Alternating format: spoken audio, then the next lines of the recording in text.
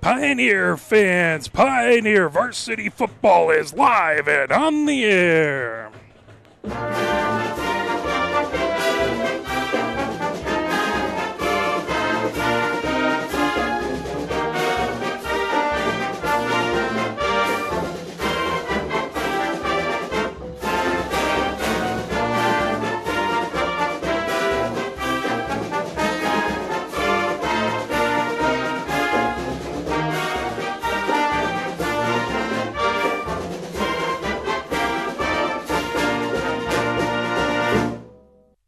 We are live here at Maple Stadium, where it is your Pioneer Varsity Football team here taking on the Adrian Maples as the Adrian band is out on the field getting things set. So this is the first game of the season. Pioneer, the JV team just won the game earlier. That was rescheduled from yesterday to today, and they were able to win by 2 points, 14-12. So congratulations to the Pioneer Junior Varsity team. Well, we'll get into a lot of things, but let's first talk about the upcoming schedule. So we will... Let me apply here and get our nice little overlay up there.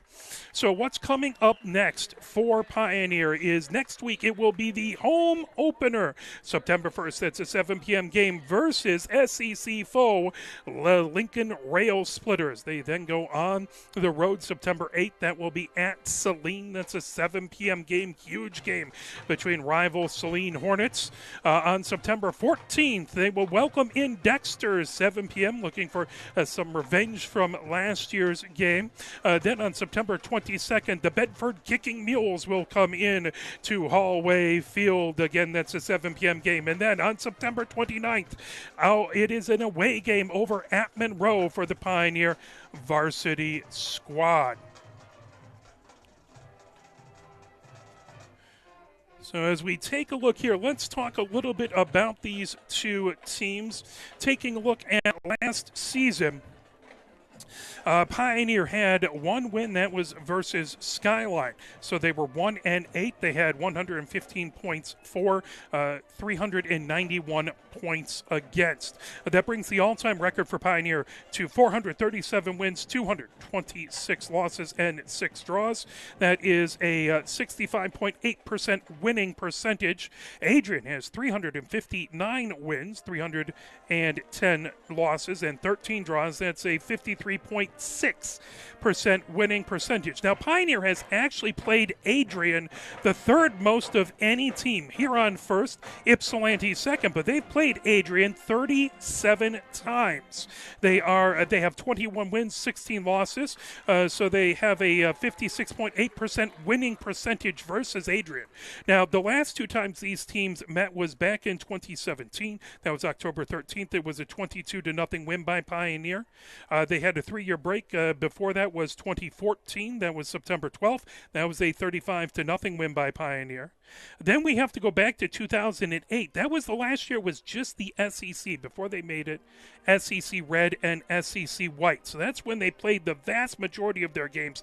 They played all the way from 1975, the very first game they played together was October 17th, 75, and they played all the way to 2008 every season. The 2008 game on September 5th was a loss by Pioneer, so Adrian won that one 21-3, and then back on 2007, on September 21st, it was Adrian winning that one 26-22. So again, they played a lot. This is the third most that Pioneer has played. This team, the third most of anyone. Taking a look at Adrian last season, they were 5-5 on the season. So they had 234 points for, that versus Pioneers 115. And they had 211 points against, that versus Pioneers 391. They came in with wins. They lost to Forest Hills Eastern. That was 34-7. They then beat Columbia Central 33-6. They beat Ypsilanti 40-9 last season. They fell to Tecumseh 48-26. They fell to a very good Chelsea team 31-7. They then beat Pinckney 28-13. That's a team the Pioneer lost last season to. That was a 41-20 loss to Pinckney for Pioneer. Then they lost to Jackson 22-14. They beat Sturgis 39-13. They beat Owasso 26-0. And then they played Riverview in the pre-district, and they lost that one 35-14. So a little bit about those two teams. We talked about the next coming games for Pioneer. Well, it's going to be Three Rivers next for Adrian. Then they get into the SEC White portion of the schedule, where they will play on September 8th, Ypsilanti, on September 15th, Tecumseh, number 26, Chelsea, and September 29th, they will be playing Jackson. As the SEC schedule really starts next week on the 1st of September. Huron hosts Monroe, Pioneer hosts Lincoln, Saline hosts Dexter, and Bedford hosts Skylines. That's when the SEC gets really into play. We do want to thank all the wonderful, amazing seniors one last time from last season. That includes Kurt Hausman, Jacob Holmes, Jeremiah Lee, Mike Jennings, Javante Holmes, Kylie Karsh, Samuel Bonasso, Cullen Wellman, Corey LaPointe, Dylan Fowler, Liam Rohrer, Nick Boyland, Nicholas Pace, Ilan Barrenfield, and Will Kim. And I hope I didn't miss anyone, but thank you so much to all of those seniors from last season. Hopefully they're doing wonderful, amazing things now. As last season, just as the first game of this season for us, last season we did a total of 181 broadcasts last school year. For high school, we did 127 high school broadcasts. The vast majority of them, 124 of them, were for Pioneer last season. We did 41 college games and 13 pre-professional soccer games as we just wrapped up. Seems like just yesterday with AFC Ann Arbor over at Allway Field, and we're right back to it. So that is fantastic. We are looking forward to a fantastic game coming up. The band is out here ready as they've been playing some good stuff here. Let's play a few messages from the MHSAA, and then we will get going with your first half kickoff here from Maple Stadium. It is your Pioneer varsity football team taking on the Adrian Maples. We'll be right back after these messages from the MHSAA. Here are 5 more good reasons for multi-sport participation. Multi-sport athletes are more coachable. They have higher athletic ceilings. They become better talent in the long run. They have higher sports IQs. Their sports skills transfer, and they are better teammates. Multi-sport participation is cross-training for life. Learn more at the MHSAA website. A message from the Michigan High School Athletic Association, promoting the value and values of educational athletics. Here are 5 good reasons for high school multi-sport participation. Fewer overuse injuries, less opportunity for emotional burnout, exposure to different kids and coaches, exposure to different roles, and learning to compete better. Being a multi-sport participant can help a kid become a more well-rounded person. Multi-sport participation is cross-training for life. Learn more at the MHSAA website. A message from the Michigan High School Athletic Association, promoting the value and values of educational athletics. It does look like our internet connection is kind of bouncing up and down. If it does drive you a little crazy, we do have the NFHS network does have a broadcast of this game as well. You do have to have a subscription to the NFHS network to have that. But it is available out there if necessary. We're going to hope that our internet connection stays good, and I'll do as good a play-by-play as I can to try and if the signal goes bad so you can still tell what's happening. The band is set up. Looks like we're going to have the national anthem coming up soon. Here at Maple Stadium is Pioneer is coming in on the far side of the locker rooms as Pioneer heads out onto the field to take on the Adrian Maples. And one win last season versus Skyline. Pioneer looking to build on that as they had 4 of the major players do an interview with Coach Griggs over at MLive, and one of the big things that each of the players talked about is trying to get Pioneer to return to the glory days and trying to get this football team back heavily on the winning ways and return as one of the winningest programs in the state of Michigan. These players, this senior team, want to be known as the team that got them back on track. And we're excited to see what they can do. Of course, everyone is full of optimism and opportunity early in the season. As time will tell in approximately about 1 minute 30 seconds as we'll look to kick off this game, exactly what will happen. Again, next week we would love to see you down there. We'd love to see a full hallway field as Lincoln, the Rail Splitters, will come in. Now, ladies and gentlemen, to honor America, the playing of the national anthem.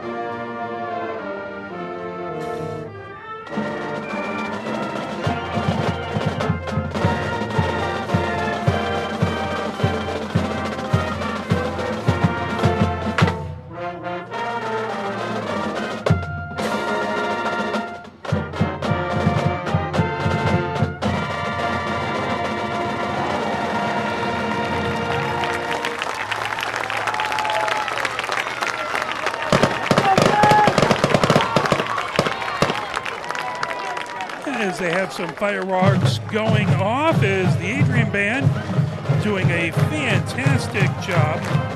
See if we can pull that down just a little bit to get some of that noise in the background, but not override your friendly play-by-play announcer. As the band right in front of us wrapping up their pregame. 12 minutes up on the clock.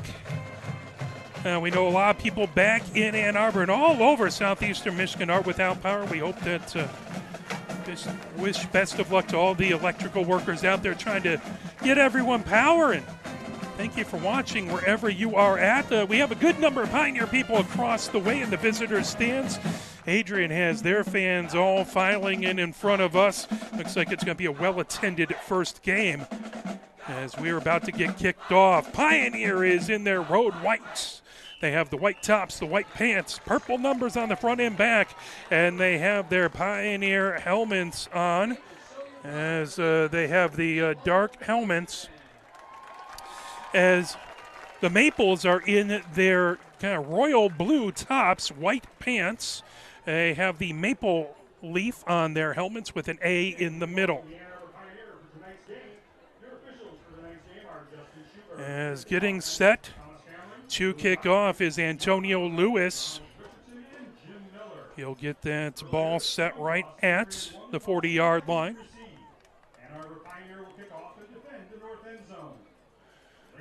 Pioneer will kick off and defend the north end zone. We are getting ready to kick off the season. Pioneer looking for a huge comeback season. Antonio Lewis comes up and whistle as they stop it right before he kicks it away.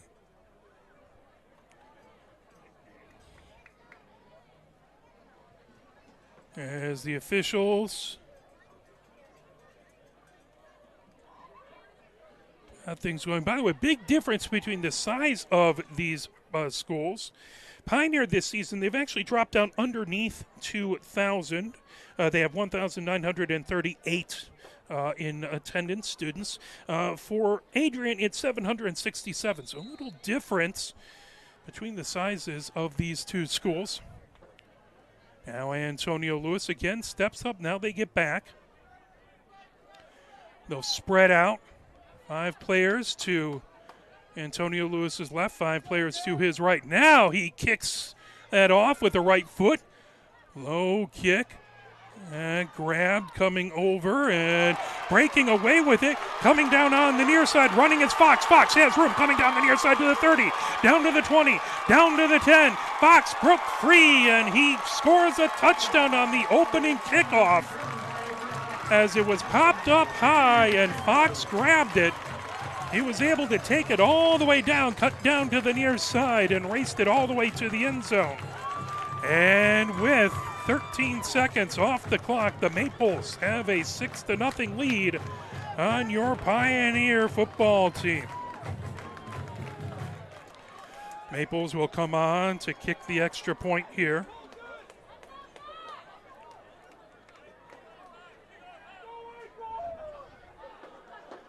And the snapper back there is going to be, looks like Henline. Kicker looks like it is going to be Hassan, as they have everyone lined up to the left now. The linemen work their way over right to the center of the field. Hassan back to kick it away. Here comes the extra point on the kickoff return, and it is good right up down the middle. So the Maples have the 7-0 lead here with 11:47 left to go in this, the opening quarter of the Pioneer football season. So the Pioneer defense didn't get a chance to get on the field. Now the Pioneer offense will see what they can do. Lots of key seniors coming in for the offense. Kellen Wong. Wong is scheduled to be the starting quarterback. Looks like if we took a look at the snaps in pregame, both Craig and McCoy look like they're going to get some time at the running back. Grabs one of the wide receivers. Lots of hype about Malik Farha. He's going to be number 1. He's been written up a couple times coming into this season. Junior receiver for Pioneer.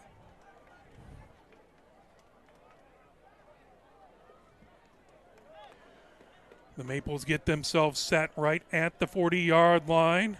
Hassan, as the ball said, just inside of the far hash marks. 5 players to his right, 5 players to his left.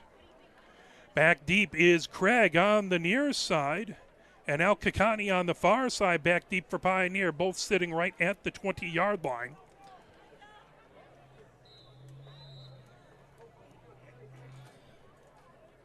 So the opening kickoff, run back for a touchdown. Here comes the corresponding kickoff to Pioneer.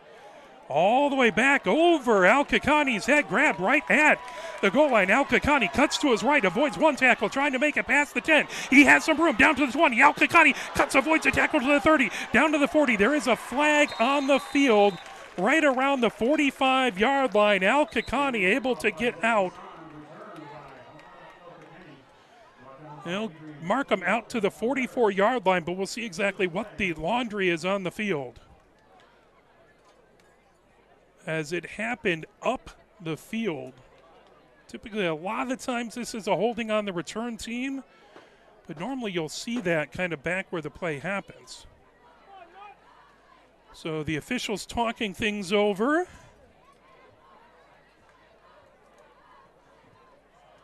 Flag is picked up, and I don't see any signal. Here we go. Holding. All right, so that's going to back them up. So replay, it'll be first down. They haven't even played first down, but that will back up Pioneer 10 yards. So holding against Pioneer. Happened right about where Al Kakani was able to get out to. So that will bring them back to the 34-yard line. Al Kakani got all the way out to the 44-yard line. Still good starting field position for Pioneer. So Pioneer will look to answer back the opening Kickoff return for a touchdown by the Maples. Here comes the Pioneer offense.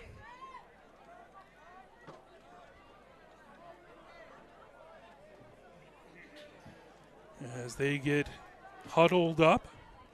Coach Griggs in his second year for Pioneer. As that is everyone tight. And back all the way to Al-Kakani. That goes over his head. Al-Kakani trying to dive down on it, not able to. And Adrian coming up with the ball. As Wong was not in the backfield, it was Grabs blocking and a high snap to Al-Kakani. Al-Kakani trying to grab it and just not able to cover it up as it went over his head. And Adrian able to come up with the recovery, and now they have a 7-0 lead, and they are in business right at the Pioneer 16-yard line looking to add more. Well, as a Pioneer fan, you couldn't think of a worse couple opening plays. Here comes the defense to try and make something happen. Sean Parker, quarterback in the backfield. He takes it, throws over to the near side. That's picked up, running ahead, taken down. That was a throw to Haynes. Haynes gets out. They'll mark him right about the 8-yard line. So Crosley and Daniels on the tackle. That will bring up 2nd and 3. 11:06 left to go here in the first. Henline, the back in the backfield, and that is early movement by the Pioneer defensive line. That will move the ball ahead. So offsides, encroachment by the defense. That is going to be a 5-yard penalty. That will get them down to the 4-yard line. That will be 1st and goal. 1st and goal from the 4. Henline, the back in the backfield, that to the right of Sean Parker in shotgun formation. 1 receiver to the left, 2 to the right. Sean Parker has it, hands off to Henline. Henline trying the near side. Henline has blockers and scores the touchdown. As Adrian able to put it in, 13-0. The Maples have the lead. Adrian able to convert on the opening kickoff. Run it all the way back and then take a interception, and 3 plays later put that into the end zone. Not interception, excuse me, a fumble recovery. Back on to kick the field goal or the extra point. Again, they have all their linemen set up over to the left. Now all the linemen will come over, get set up around the center. Again, Hassan back to kick this. Looking to go 2 for 2 on the extra point. As the snap is down, the kick is up, and the kick is good. 14-0. Just 1 minute and 17 seconds into the game. And Adrian has a 2-touchdown lead. You know, Pioneer has their work cut out for them, as they've had 1 offensive play that was a turnover on a snap that went over the running back's head. It was a direct snap situation.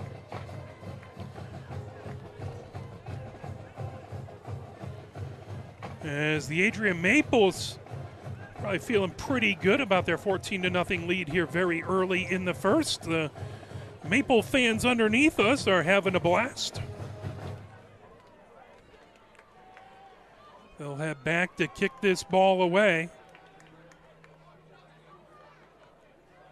A fellow SEC foe, the Adrian Maples, although they are in the SEC white as opposed to Pioneer in the SEC red. Again, Craig back deep on the near side for Pioneer. Back deep on the far side is Al-Kakani, who had a great run back out to the 44 the first time, but it was taken 10 yards back due to a holding. Hassan back to kick this away as he's sitting right around the 32-yard line. He'll get back about 8 yards back, raises his hand as he'll put his right foot into it. Spinning kick that hits right at the 30-yard line, goes out of bounds. That will be a penalty. Pioneers should have good field position. as they'll have their second offensive possession. Not a tick has come off the clock since that kickoff, since he went right out of bounds, so still 10:43 left to go here in the first quarter. Pioneer offense heads right back out onto the field. So legal procedure is the call. That'll be 1st and 10 from the 35-yard line for Pioneer. They get set on the far hash. That's Lopez out playing center. So back in the backfield is Al Kakani as well as Wong. Set up in shotgun formation. Looks like Craig to his right. Snap to Wong. Wong looks to his right. Wong. Pressure coming. Throws. He's taken down to the backfield. Ball falls incomplete. Right around the 35-yard line as Wong was hit as he was sending that pass out to the flats. That will bring up 2nd and 10 for Pioneer with 10:40 left to go here in the first. 14-0. Adrian with the lead. Pioneer with their third offensive play on the day. Wong under center. Looks like Craig is the deep back. Man in motion. Al Kakani going from the far side. He takes the pitch. Al Kakani coming over to the near side. Al Kakani, tacklers trying to break free, and he is not able to get away as DeKaiser takes him down right around the 33-yard line. That'll be a loss of 2. And at 12 for Pioneers. DeKaiser able to sniff that out and take him down as a trio of tacklers were right there. Again, Craig the back in the backfield. 3 receivers to the left, 1 to the right. The lone back to the right. I believe that is Brabs. Wong takes the snap, looks to his left, hitches, pressure coming, Wong throws it out, at high, but a one-handed grab taken down as Powell able to grab it right at the 45-yard line. Pioneer gets over on the Maples side of the field as it was a high throw, but one-handed catch by Powell. 1 receiver out to the left, 2 to the right. And Craig the back in the backfield in shotgun formation. Wong talking to the line of scrimmage. Now man in motion. Al Kakani going from the near side. Now loops around behind. Fake handoff to Craig. Gets it over to Al Kakani on the near side with the screen. Al Kakani taken down. He'll get maybe a yard out to the 44-yard line. So looks like they're trying to get Al Kakani the ball in some space where he can make some people miss. He showed he has some skills on the opening kickoff. Well, that was the opening kickoff, but the second kickoff, first one Pioneer saw. 9:22 and counting here in the first. 2nd and 9 for Pioneer. 1 receiver split out to the left. Now they'll put 2 receivers out to the left as Burgart comes into the slot. 2 receivers to the right as it's Brabs farthest out. Al Kakani in the slot to the right. Craig comes over to Wong's left hip as he's in a shotgun formation. It's only about 4 yards back, not the typical 7. Wong looking to his left, pressure coming, 3 linemen come out. Now Wong is chased all the way back to the 40-yard line, throws it out on the far sideline and right to the Pioneer coaching staff. So Wong able to get it out of harm's way as he was out of the pocket. And makes it 3rd and 9 at the Adrian 44-yard line. 8:47 left to go here in the first. Humid day as temperature 78 degrees, so definitely not quite as hot as it has been the last couple of days, but it is still humid out here. 2 receivers to the left, 3 to the right. Empty backfield for Wong. Wong in shotgun takes it, throws over to the right. That's caught, trying to make his way to the left. It's Malik Farha. Malik Farha gets right past the sticks, and that should be a first down by a yard, down to the 34-yard line. So Malik Farha gets his first catch of the season, and that turns into the second first down for Pioneer, as they've been able to make some hay with that intermediate pass. That brings up 1st and 10 from the 34-yard line. 8:23 left to go here in the first. 2 receivers to the left, 1 to the right. Wong has McCoy to his right. Wong takes it, hands off to McCoy. McCoy trying to get deep as there was a back in the backfield as he can't quite get to the line of scrimmage. Pressure from the Maples back in the backfield as Adrian had 3 or 4 linemen back there. Loss of 2 yards for Houston McCoy. That brings up 2nd and 12. As McCoy did a good job to make the first backer miss, but just couldn't get away from the waves of Maple players. They'll actually say he lost 3, 2nd and 13 from the 37-yard line. 7:45 left to go here in the first. 2 receivers to the left, 2 to the right. Brabs widest among them to the right. Man in motion. Brabs goes from the right-hand side to the left. Hand off to McCoy. McCoy up the middle. McCoy has some room. Spills forward as he'll make back the yards he lost. He'll get about 6 yards. That will bring up 3rd and 7 for Pioneer. Robichaud on the tackle for the Maples. That brings up 3rd and 8 from the 32-yard line. 7:10 left to go here in the first. Brabs wide to the right. Malik Farha in the slot to the right. Burghardt inside of him, so 1 receiver to the left, 3 to the right. Wong rolls to the right. He has room, running out, trying to get past 2 tacklers, and he is sandwiched right about the 32-yard line. Big hit by the Adrian players. As Henline with the tackle. That is going to bring up 4th down as they are right at the 28-yard line. That brings up 4th and 3. And this is a tough area because that would be a really far field goal in high school.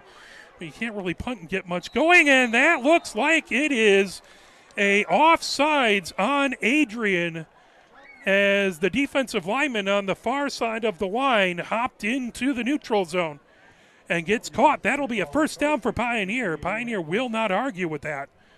Instead of a 4th and 3, they have a 1st and 10 from the 22-yard line. Pioneer down 14-0 as they're looking to try and cut that Maple lead in half. Wong takes it, pops up, gets it back. Wong running to his right. Wong trying to get to the near side. Wong gets a little bit of room before he's taken out of bounds. Looks like he got down to about the 20-yard line. So they'll give him about 2 yards. That'll be 2nd and 8. As Robichaud on the tackle. So 2nd 8 from the 25, 51 left to go. Pioneer down 14-0. 2 receivers to the left. That's Powell widest. McCoy inside the slot. Brabs to the right. 3 receivers to the right. Brabs, Malik Farha in the slot. Then tight to the line of scrimmage is Burghardt. Wong alone in the backfield. Takes it quickly. Throws out to the right-hand side. Over to Burghardt. Burghardt races forward down the near side. He gets knocked out of bounds just shy of the 15-yard line, so it's going to depend on where they spot him. Looks like about the 17-yard line. That would be a gain of 3, so that would make it 3rd and 5 for Pioneer. So much more manageable than some of the longer, although you'd like to be a little closer so you could try and get a run play in. 5 minutes, 28 seconds left to go here in the first. Pioneer down 14-0, but they are driving. They are in the red zone, 3rd and 5 from the 17-yard line.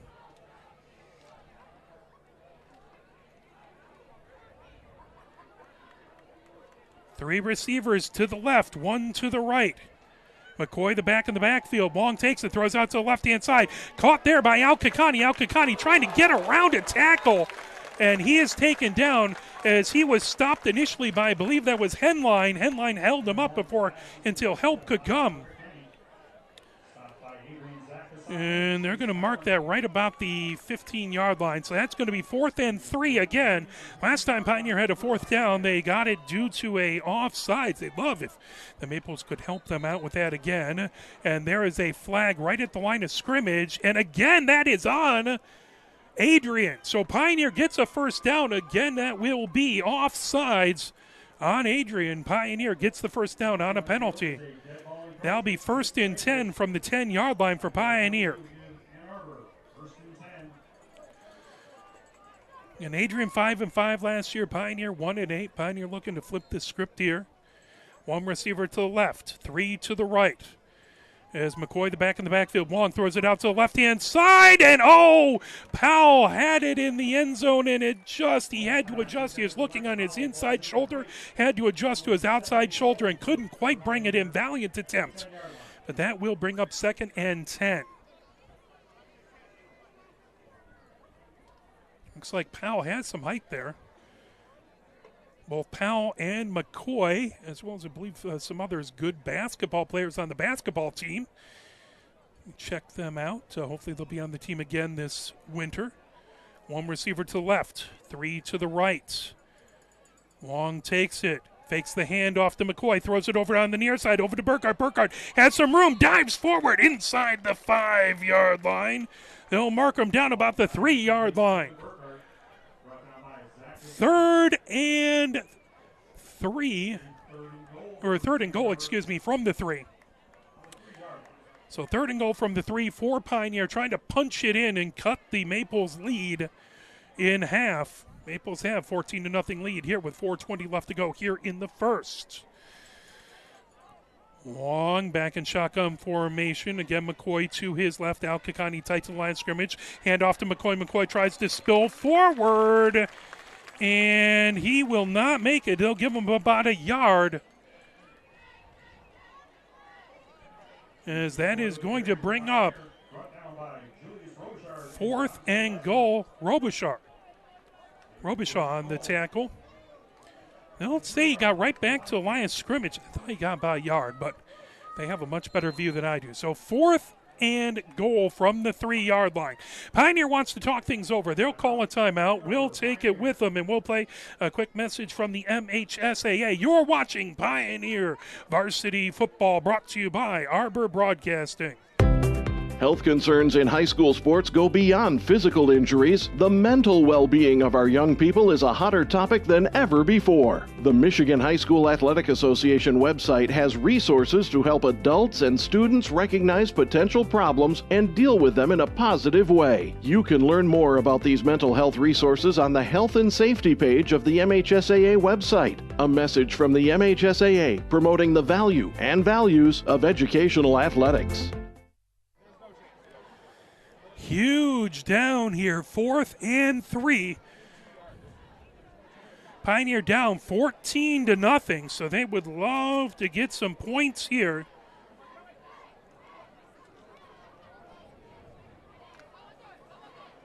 Looks like the offense out on the field.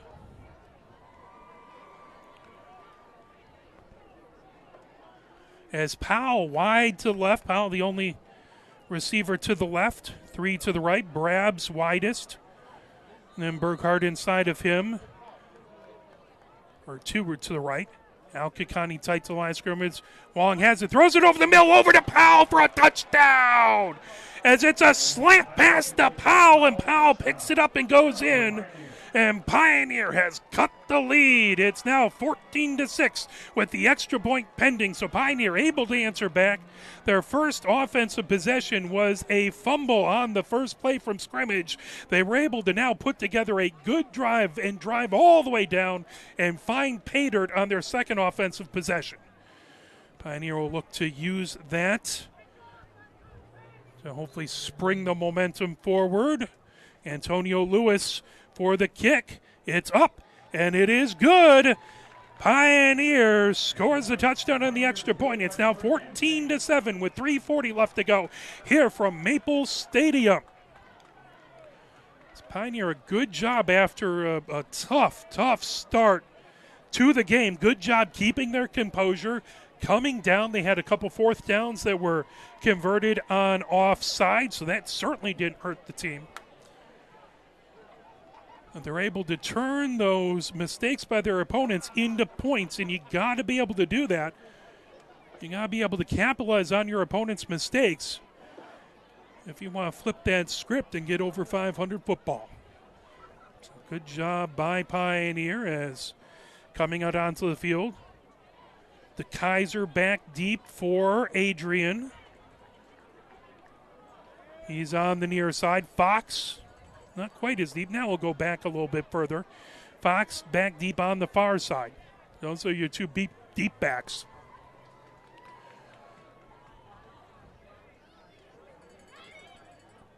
Ball set, and it is not going to be Antonio Lewis kicking this one away.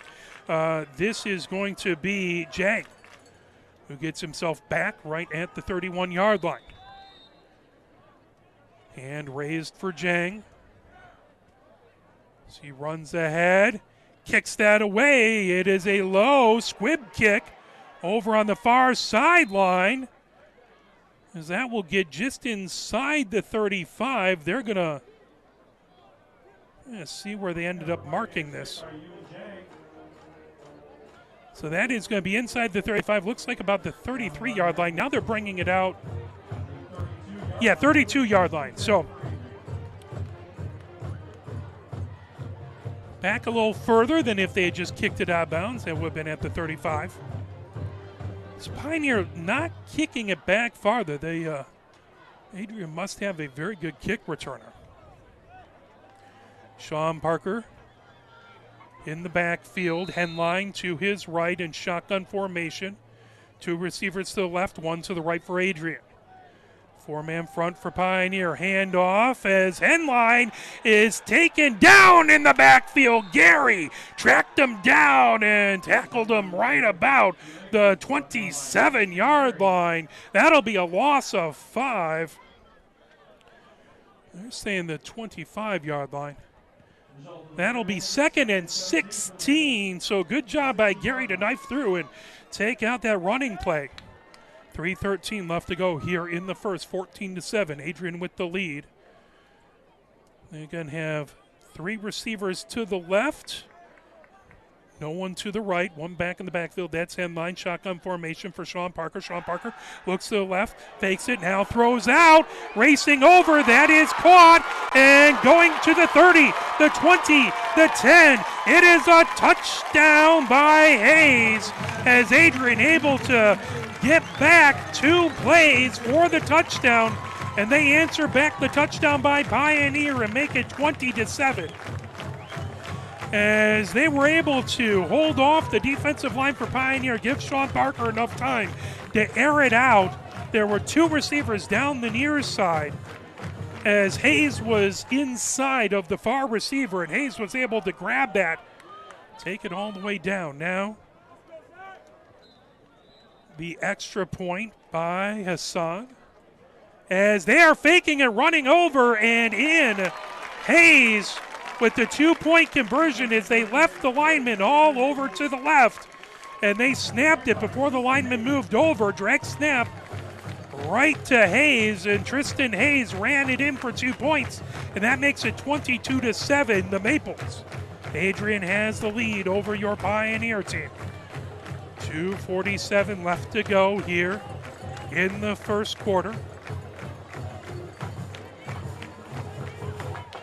Well, the Maples have scored on the opening kickoff. Then they were able to take a fumble that gave them the ball inside the 10-yard line and convert that into a touchdown. And now they're able to take a long drive and make it happen in just 2 plays.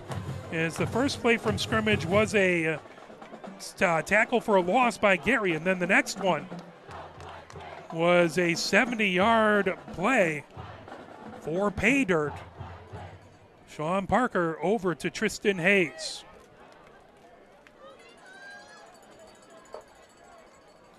And now the Pioneer offense will have to answer back if they want to keep this game close here in the first quarter.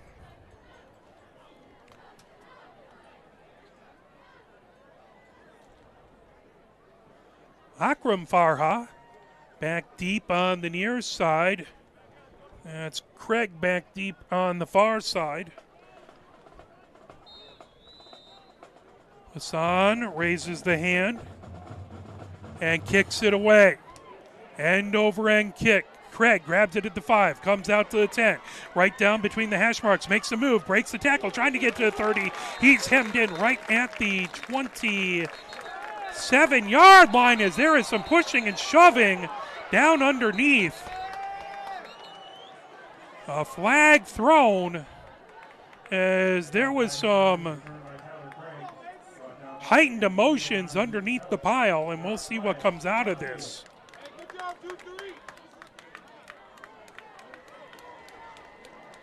The officials talking things over, as there was a scuffle at the bottom of the pile, pushing and shoving. The officials seem to have a good view of it as they're all talking things over.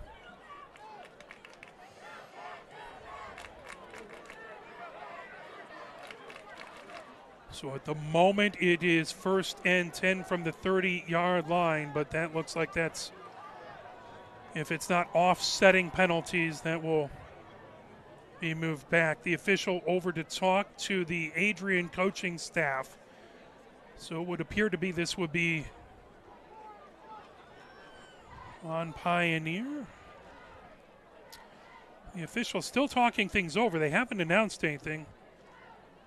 So the official writing everything down in his book.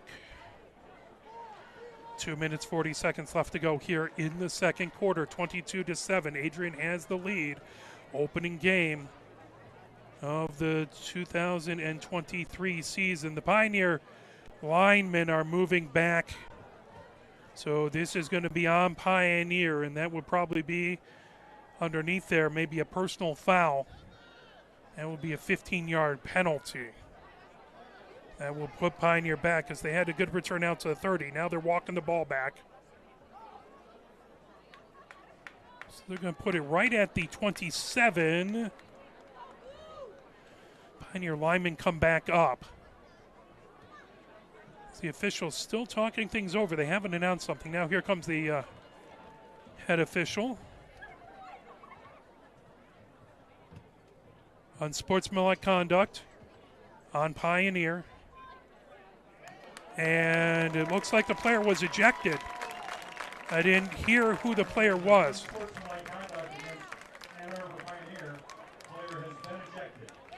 So a Pioneer player has been ejected due to an unsportsmanlike conduct, and that will bring Pioneer back, as it looks like they're going to put them right back at the 12-yard line. So 1st and 10 from the 12-yard line. Pioneer down by 15 points.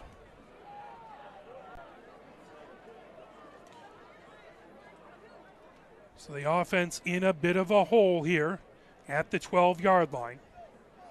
Result of the play will make it 1st and 10 for Pioneer on the 13-yard line. Two receivers to the left. Widest is Powell. In the slot is Akram Farha. Long in the backfield. Malik Farha is going to be tight to the line of scrimmage on the right-hand side. Back deep is Craig. Long goes under center. Player in motion from the left to the right. Handoff is Craig. Craig cuts to the left-hand side. Craig gets past the 15-yard line before he's taken down. They'll get out to the 16-yard line. It'll be a gain of 3. That will bring up 2nd and 7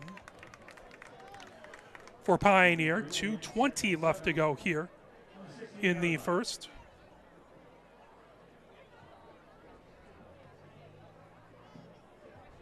Powell wide to the left.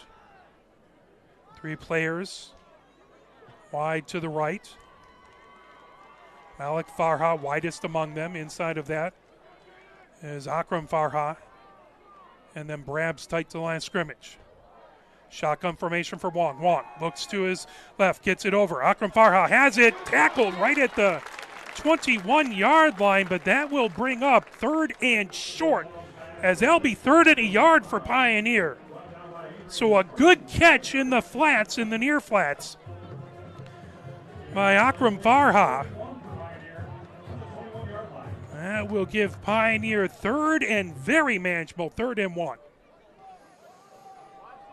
Like 4 down linemen for Adrian. 2 backers right behind them. Long takes it, throws out into the flat, grabbed by Brabs. Brabs has the first down. Brabs caught, and they'll mark that out to the 27-yard line. That will be a first down for Pioneer. 28-yard line now.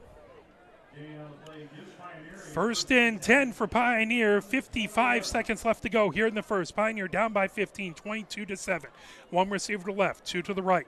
Shotgun formation, hand off to Craig. Craig cuts off tackle up the left-hand side. He spills forward. He'll get out to about the 34-yard line.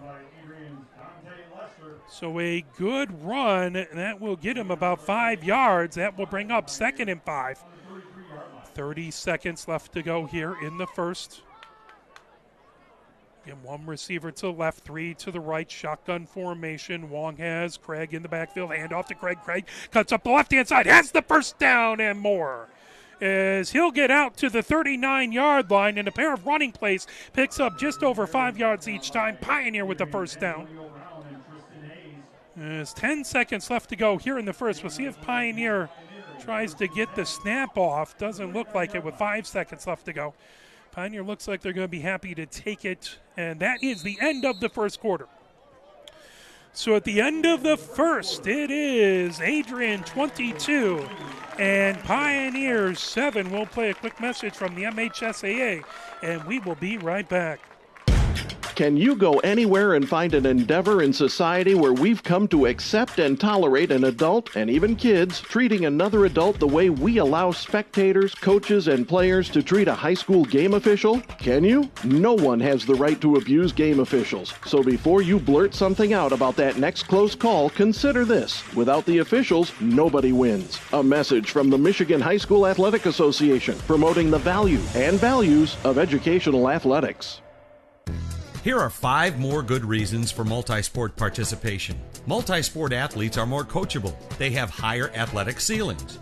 They become better talent in the long run. They have higher sports IQs. Their sports skills transfer, and they are better teammates. Multi-sport participation is cross-training for life. Learn more at the MHSAA website. A message from the Michigan High School Athletic Association, promoting the value and values of educational athletics. As we come into the second quarter, Pioneer now going from right to left here in the second quarter at Maple Stadium, home of Adrian High School. 12 minutes up on the clock, 22-7. Adrian with the lead. Scored 3 touchdowns with a 2-point conversion on the third one. Pioneer has a touchdown of their own. And they're looking to move the ball right at the 39-yard line. 2 receivers to the left, 3 to the right. Empty backfield as Wong in shotgun formation. Takes the snap, looking to his right, rolls out to his left. Wong trying to get some room. Now he'll take a couple yards, hit. And taken out of bounds. That will be right at the 43-yard line. That will bring up 2nd and 6 from the 43-yard line. 11:53 left to go here in the second. 1 receiver to the left. That's Powell. 3 to the right. As Craig the back in the backfield. Long calling for the snap. Is the back of his jersey already covered in some mud? So we've had a lot of rain recently, and this is a natural grass field. Snap to Wong. Wong looks to his right. Wong throws out over the middle. Oh, and trying to get it to Brabs. And Brabs had it, but a hand by Hayes, able to knock away what would have been a long pass for Brabs. No one was in front of him. And Hayes has had a very good game. Hayes had a long pass caught for a touchdown and a 2-point conversion. So Tristan Hayes has been a bit of a thorn in Pioneer's side. 3rd and 6 from their own 43-yard line for Pioneer. That makes it 2 receivers to the left, 3 to the right. Again, empty backfield for Wong in shotgun formation. Takes it quickly, throws out to the left-hand side, caught by Alkakani. Alkakani has blockers, gets out right to the sticks where he's taken down. It'll depend on the spot. The close official has it right at the 50. The far official is right at the sticks. So Fox on the tackle. Looks like they're going to give him the first down. They'll move the chains. Again, it was right depending on the spot. So 1st and 10 from the 49-yard line for Pioneer. 11:16 left to go here in the second, 22-7. Adrian with the lead. Pioneer trying to cut into that lead. As Powell wide to the left, looks like Al-Kakani is going to be tight on the left-hand side. Wide to the right is Malik Farha. And the slot to the right is Brass. It looks like actually Al-Kakani is going to stay in the backfield. So Wong has Craig to his right, Al-Kakani to his left. Takes a snap, looking to his right. Wong airs it out down the far side. Over to Malik Farha. Malik Farha down inside the 10. He's tackled right at the 5-yard line. And Pioneer is in business. 1st and goal from the 5.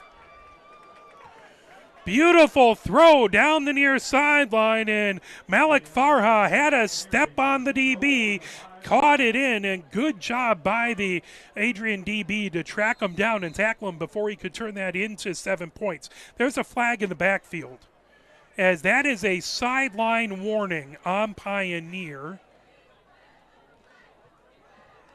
Is it?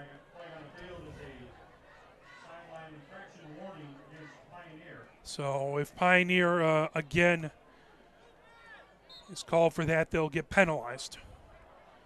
Lopez steps up to the line of scrimmage as Crosley to his right. At the right guard, right tackle is Milo Simpson. To the left-hand side, Frost is the left guard. Wilson, the left tackle.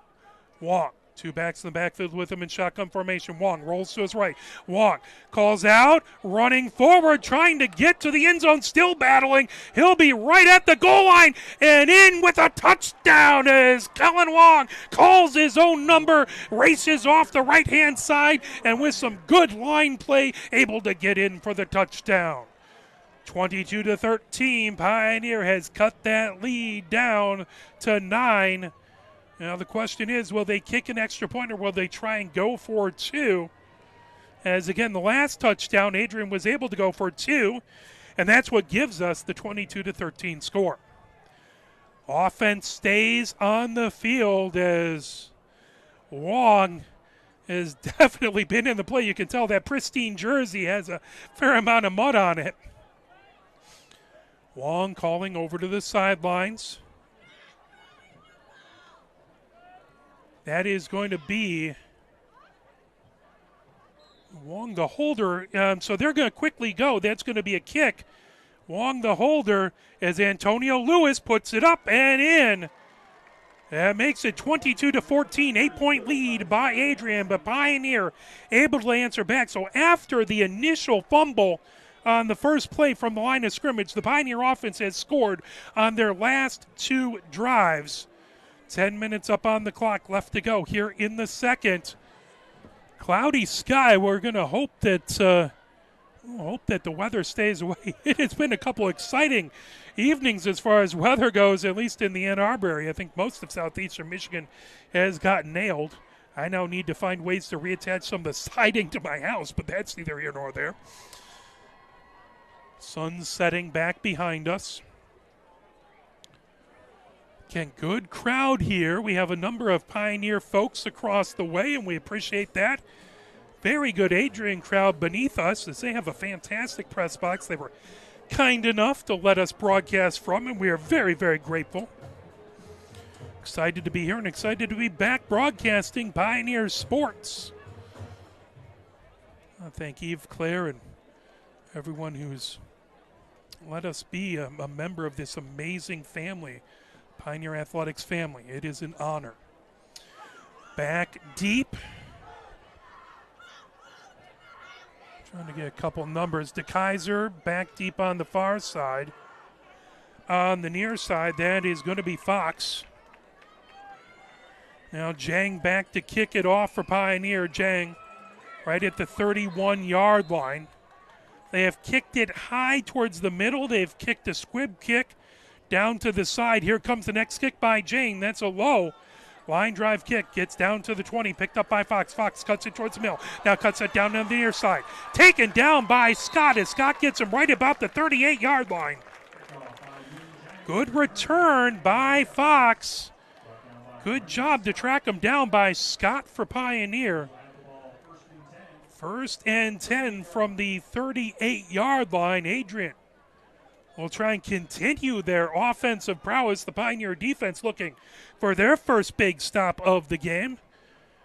And a couple good tackles for loss, but now they're looking to try and get a big 3 and out, try and keep the momentum from the offensive drive. Of course, Adrian has other plans. 1 receiver wide to the left, 2 to the right. Pistol formation for Sean Parker. Taking it, handing it off, cutting to the near side, trying to make room out past the 45-yard line, as that was Henline. It's out to the 45-yard line, then a flag thrown, as it looks like maybe McVicker got thrown for a flag in the backfield. As Brewer trying to get everyone away from the official. Make sure cooler heads prevail. That is going to be a first down for Adrian. So they'll have the ball at the 49-yard line. Unsportsmanlike call on Pioneer. That is the second unsportsmanlike call on Pioneer. First down for Adrian, as they will walk that back deep into Pioneer territory. The ball had gotten to the 49. That means they're going to get it down to the 34-yard line, 15-yard penalty, and that one hurts. Henline, the deep back, pistol formation for Sean Parker. 2 receivers to the left. Widest among them is Hayes, who has had a good game so far. DeKaiser in the slot. 1 receiver wide to the right. That is Hassan. Pioneer showing 3 down linemen. Linebackers showing blitz. As Gary, as well as Akram Farha, right up the middle showing blitz. Man in motion from the left to right. Handoff. DeKaiser trying to cut up the near side, and he loses footing. Daniels was right there, as well as Bowling on the tackling. Bowling officially brought him down. As they'll say he got back to the line of scrimmage, that'll bring up 2nd and 10 for Adrian, as they are at the Pioneer 34-yard line. Pioneer looking for a big defensive stop here. Henline back deep, pistol formation. 2 receivers to the left, 1 to the right. Henline gets a handoff up the middle. He'll spill forward. He'll get to the 31-yard line, gain of 3. That will bring up 3rd and 7 for Adrian. And we don't know what sort of range their kicker has. So if Pioneer able to get them down to 4th down, that would be the this would be the area of the field where a lot of teams will go for it on 4th down. So Pioneer needs 2 big stops here. 2 receivers to the left, 1 to the right. That's Hayes, the lone receiver to the right. Now back in a shotgun formation, Henline to Sean Parker's left. Parker calls for the snap, looks to his left, now throws over to Henline. Henline gets a screen, Henline cuts to his right, has a little bit of room. He's taken down by a quartet of Pioneer tacklers. Craig over there, as well as McCoy. That is going to get him down to the 24-yard line. That is going to be just past, just good enough for the first down. So that'll be 1st and 10 from the 23-yard line. Hayes now the lone receiver out wide to the left, 2 receivers to the right. As that is Hassan wide, DeKaiser in the slot to the right. Henline the back in shotgun formation, that taken. Sean Parker trying to get away from coverage, throws down the middle and caught for a touchdown by DeKaiser, as DeKaiser slanted right towards the middle, and Sean Parker found him for a touchdown right in the middle of the end zone. And that will give them a 26-14 lead with extra point pending. Hassan looks like he's set for the kick. Now you don't know. Hayes is the holder. Now the linemen come and gather around the center, so you assume this would actually be a kick. They faked it last time. This Pioneer offense made a couple stops but not able, and the kick is up and good. Pioneer not able to get off the field as Adrian able to put things together and get a touchdown. Kick is up and good. That makes it 29-14. So Pioneer offense has proved they can move the ball, but now the Pioneer defense needs to get a big stop on this Adrian team. As the more this Adrian offense succeeds, the more pressure it puts on the Pioneer offense to try and keep pace with them and keep this game close. 7:43 left to go here in the second. Adrian gathered around the near side, around their coaches. Coach Griggs talking to his team across the way. Sun breaking through back behind us. So you can see some long shadows here on the field. As the Pioneer fans have that sun in their eyes across the way. This is a field kind of built between two hills.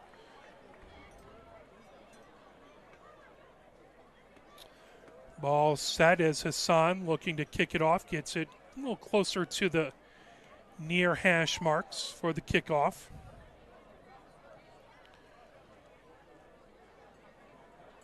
Hassan steps back. Akram Farha wide to the far side. Al-Kakani on the near side, back deep. Here comes the kick by Hassan, as that's a spinning kick right to the 20. Al-Kakani has it, cuts towards the center of the field. Al-Kakani now makes a move to the right. He's taken down, thrown down back there. I believe that was Rembert who got the tackle. It's Al-Kakani out to the 29-yard line. There is a flag right at the 40-yard line. So we'll see if this is on Pioneer or Adrian. Where it is, it looks like it's typically in the area you would have a holding on the receiving team. It's Pioneer hoping not. They're hoping that we'll get a little extra room from Adrian.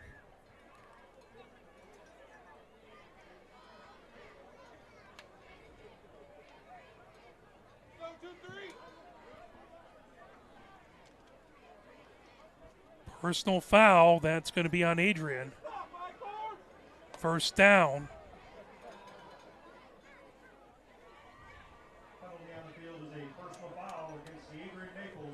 So that's going to give Pioneer a big 15 yards. That will give their starting field position a good boost, as that will walk out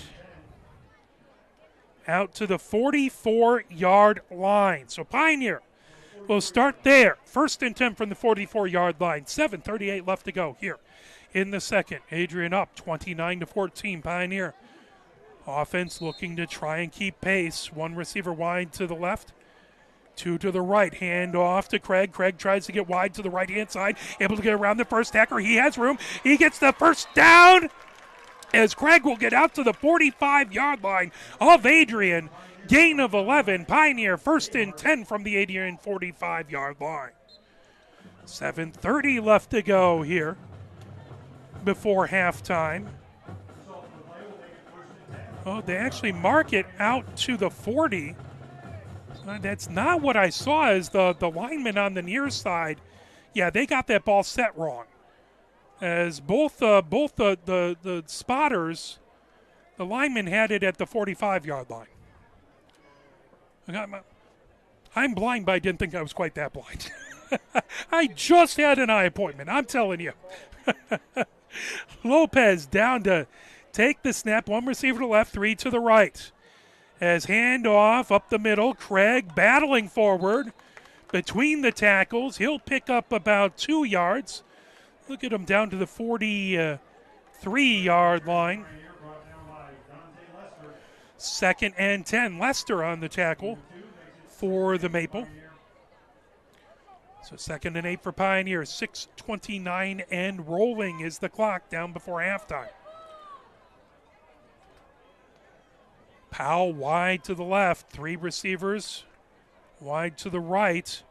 Shotgun formation, hand off to Craig. Craig trying to battle. Now he bounces out to the near side. Now cuts right back up the middle. He'll get a little bit of room. He'll get down to the 39-yard line. Gain of 4. That'll make it 3rd and 4. So that'll make it 3rd and manageable as Craig really had to. Ooh, and he's limping going off. I hope Craig's all right as he's kind of skipping, hope it's skipping and not limping. But he went to bounce it out to the near side, and there was a defender right there, so he cut it right back up the middle and got him down to a 3rd and 4. 3 receivers to the left. Powell widest among them, then Akram Farha, then Brabs, 1 receiver wide to the right. McCoy now back in the backfield in shotgun formation, that on Cullen Wong's left hip. Wong looks to the sideline. 5 minutes, 20 seconds and counting. Wong has the play, now hollering out at the line. Blitz coming. Wong takes it, throws down the right-hand side. He airs it up, trying to bring it down as Malik Farha able to grab it. He went up in traffic and came down. The DB couldn't have much better coverage, but high point, Malik Farha able to grab it at the high point, and that is 1st and 10 from the, 1st and goal from the 10-yard line. Couldn't tell if it was right at the 11-yard line or the 10-yard line. So 1st and goal from the 10-yard line. Malik Farha, a couple really, really good catches already. 3 receivers to the left, 1 to the right. Now 2 players in motion to the right, so 1 receiver to the left, 3 to the right. McCoy, the back in the backfield, shotgun formation for Wong. Wong grabs it. Wong looking to his left. Wong throws out to the left. And Powell trying to grab it. There was some contact. No flag. As Powell trying to grab that on a slant route and couldn't quite get his one hand free, couldn't quite pull it in. Antonio Brown on the coverage for Adrian. 4 minutes, 31 seconds left to go. 2nd and 10, or 2nd and goal from the 10-yard line. Brabs brings the play in, gives it to Wong. Now looks like it's going to be a timeout. So Pioneer will have 1 timeout left. Not that big a deal to take them early in the first half. They don't spill over to the second half, so you might as well talk this over and try and get this play right, because so far the defense has not found a way to stop Adrian. So this offensive possession is huge. You really don't want to go down by 2 scores if you can help it. So Pioneer would really like to cash in here. So they'll talk things over, make sure they get everything correct. Again, next week, Friday, first Pioneer home game versus the Lincoln Rail Splitters. 7 o'clock from Hallway Field next Friday. Please come on down. We'd love to see a huge crowd cheering on your Pioneer football team, as they could use a big boost of energy from you fantastic fans. So make sure you come on down and check that out. First home game of the season.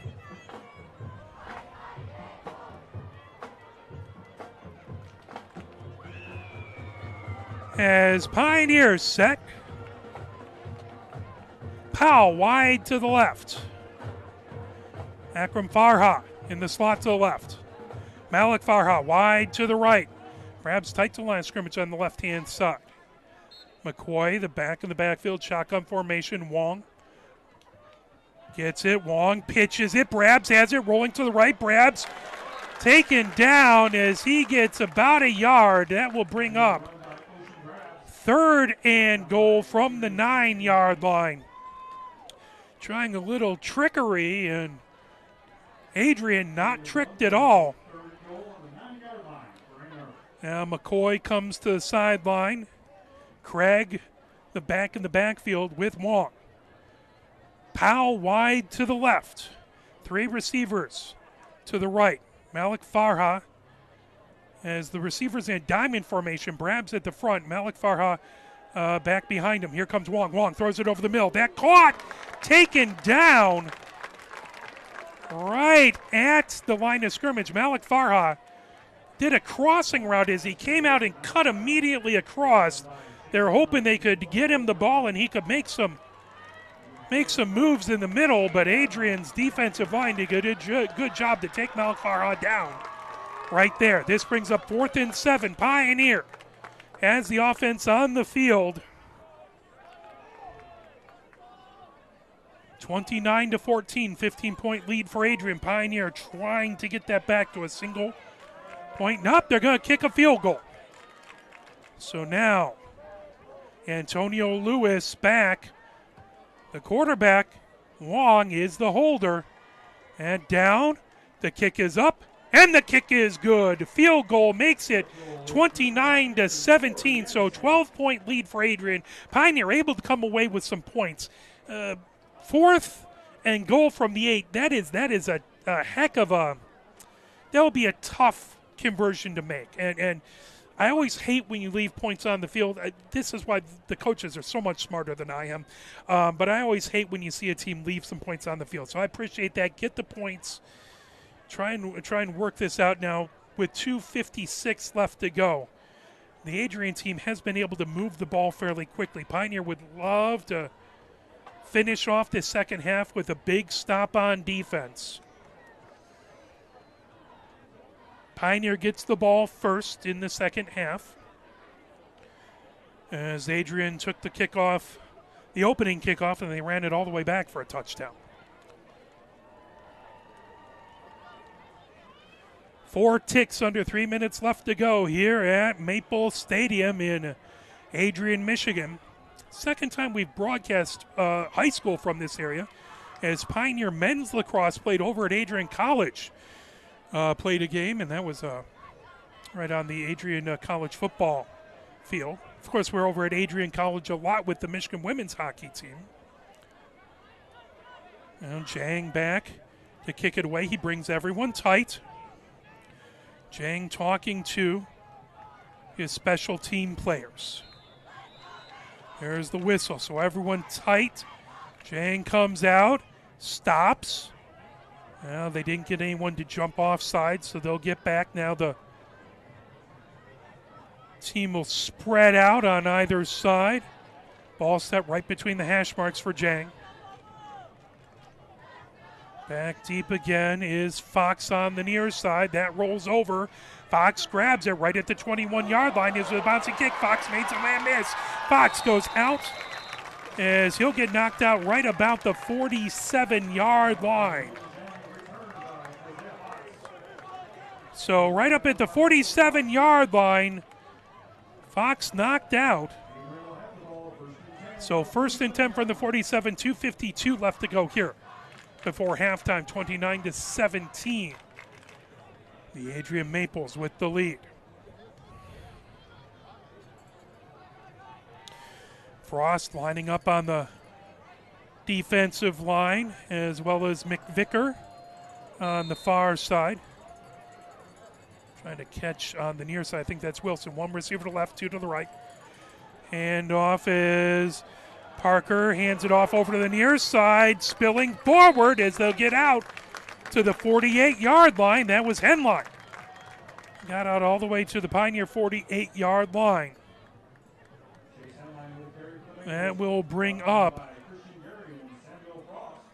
2nd and 5. 2 receivers to the left.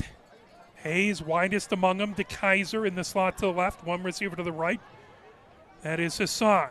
Sean Parker hands off to Henline. Henline trying to spill out right about the 44-yard line. So 3rd down, 1 yard to go for Adrian. Pioneers going to look for a big stop here. Adrian, 1 receiver to the left. 2 to the right. Hayes the widest out on the right. Sean Parker takes it, hands it off right up the middle. Headline gets taken down, and they will mark it right at the 1st down marker.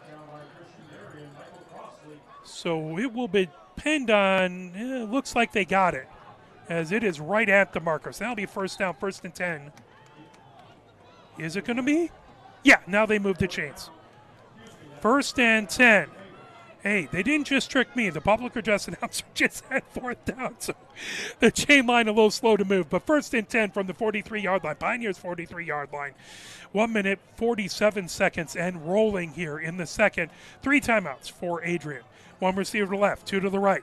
Quick throw by Sean Parker over on the near side to Kaiser. Spills past, able to break a couple tackles and get down inside the 40-yard line, down to the 36-yard line.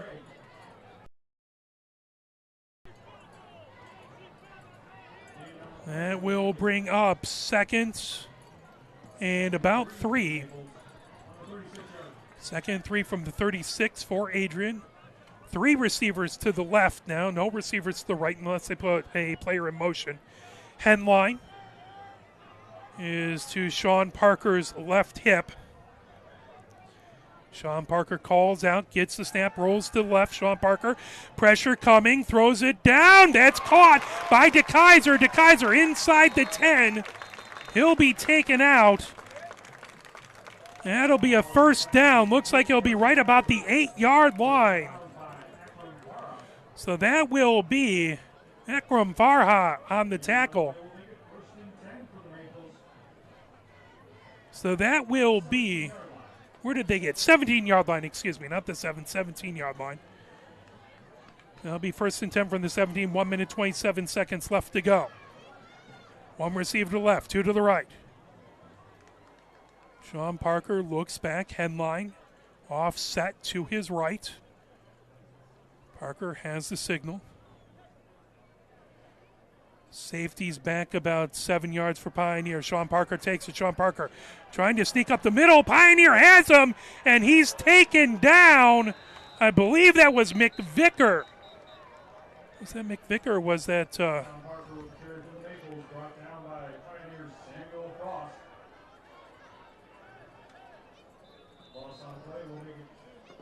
So taken down there, I'm going to call that Wilson. So timeout by Adrian, 2nd and 14 from the 21-yard line. They have 1 minute, 18 seconds left to go. They have a 12-point lead on Pioneer. The lights on here at Maple Stadium. It's that fantastic crowd. We're starting to see kind of this, the colors of the sunset across the way as it bounces off the clouds. Huge moments for Pioneer here. As 2nd and 14, they're looking to get a big stop, but this Adrian offense has proven they have the ability to move the ball. The Pioneer defense wants to shut them down, especially in this last 1 minute, 18 seconds left. The Adrian Band is getting ready to go for their halftime performance across the way. We will have MHSAA. We will have This Week in High School Sports as well as a scoreboard report at halftime. No receivers to the left, 3 to the right. Shotgun formation. Sean Parker throws it over to the near side to Hayes. Hayes cuts towards the center, breaks the tackle, taken down by Craig, but not before this time he gets inside the 10-yard line. That is going to bring up 3rd and 1.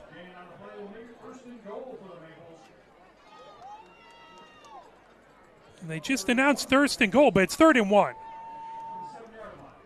3rd and 1 from the 8-yard line. Still get that set. 3 receivers wide to the left, 1 wide to the right, 51 seconds left to go.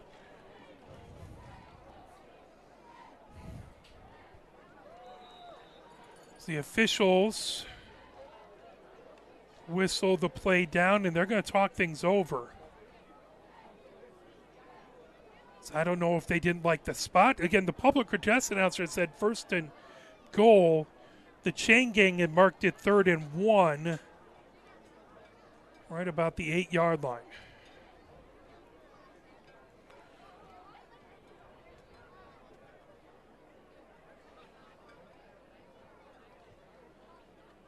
So the officials talking things over. Now they're going to call for a measurement as the Chen gang's going to come out for the measurement. And they'll see exactly if this is a first down or not and how far they have to go. Again, 3 timeouts for Adrian, so they could just run it up the middle. So it is less than a foot. 3rd and a very short one for the Adrian Maples. Tough position for Pioneer trying to get this stop. The big thing is they want to keep him out of the end zone. With 51 seconds left.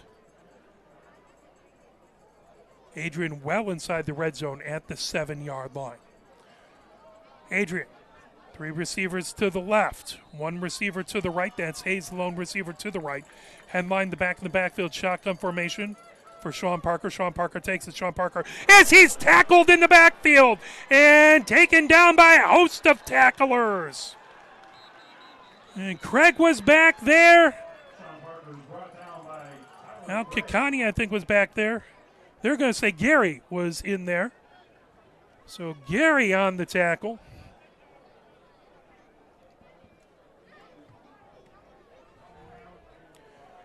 Timeout Adrian is now they have a decision, 4th and 7 with 44 seconds left to go. Well, if you go for it on 4th down, you're giving Pioneer the ball very deep with not a lot of time left.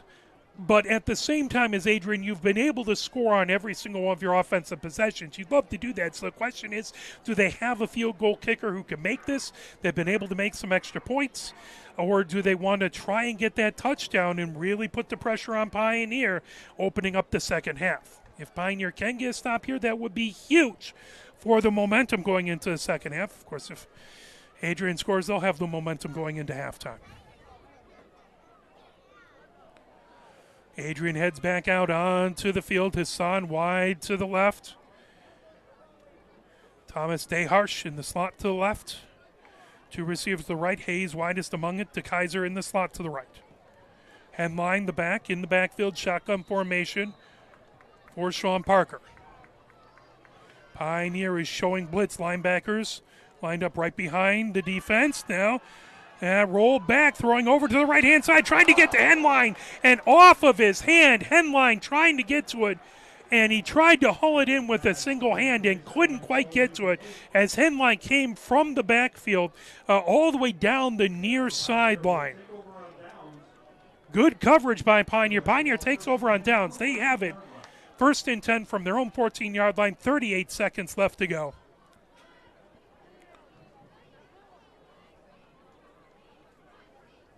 So you would figure Pioneer, you would love to get a score here, but the big thing is you don't want to turn it over. You don't want to give Adrian another shot at it. So you want to be careful here. Of course, Coach Griggs much smarter than I am. 2 receivers to the left. It's Powell and Craig. 3 receivers to the right. As Wong, lone in the backfield, throws it, and that is an incomplete pass. Right to the line of scrimmage, trying to get to Al Kikani, as that would be basically a screen. They'll say it was just forward enough as Adrian dove on it because it was close to a lateral, as it was right at the line of scrimmage, but Al Kikani was right at the line, and Wong was about half a step back. 35 seconds left to go here before halftime. 2nd and 10.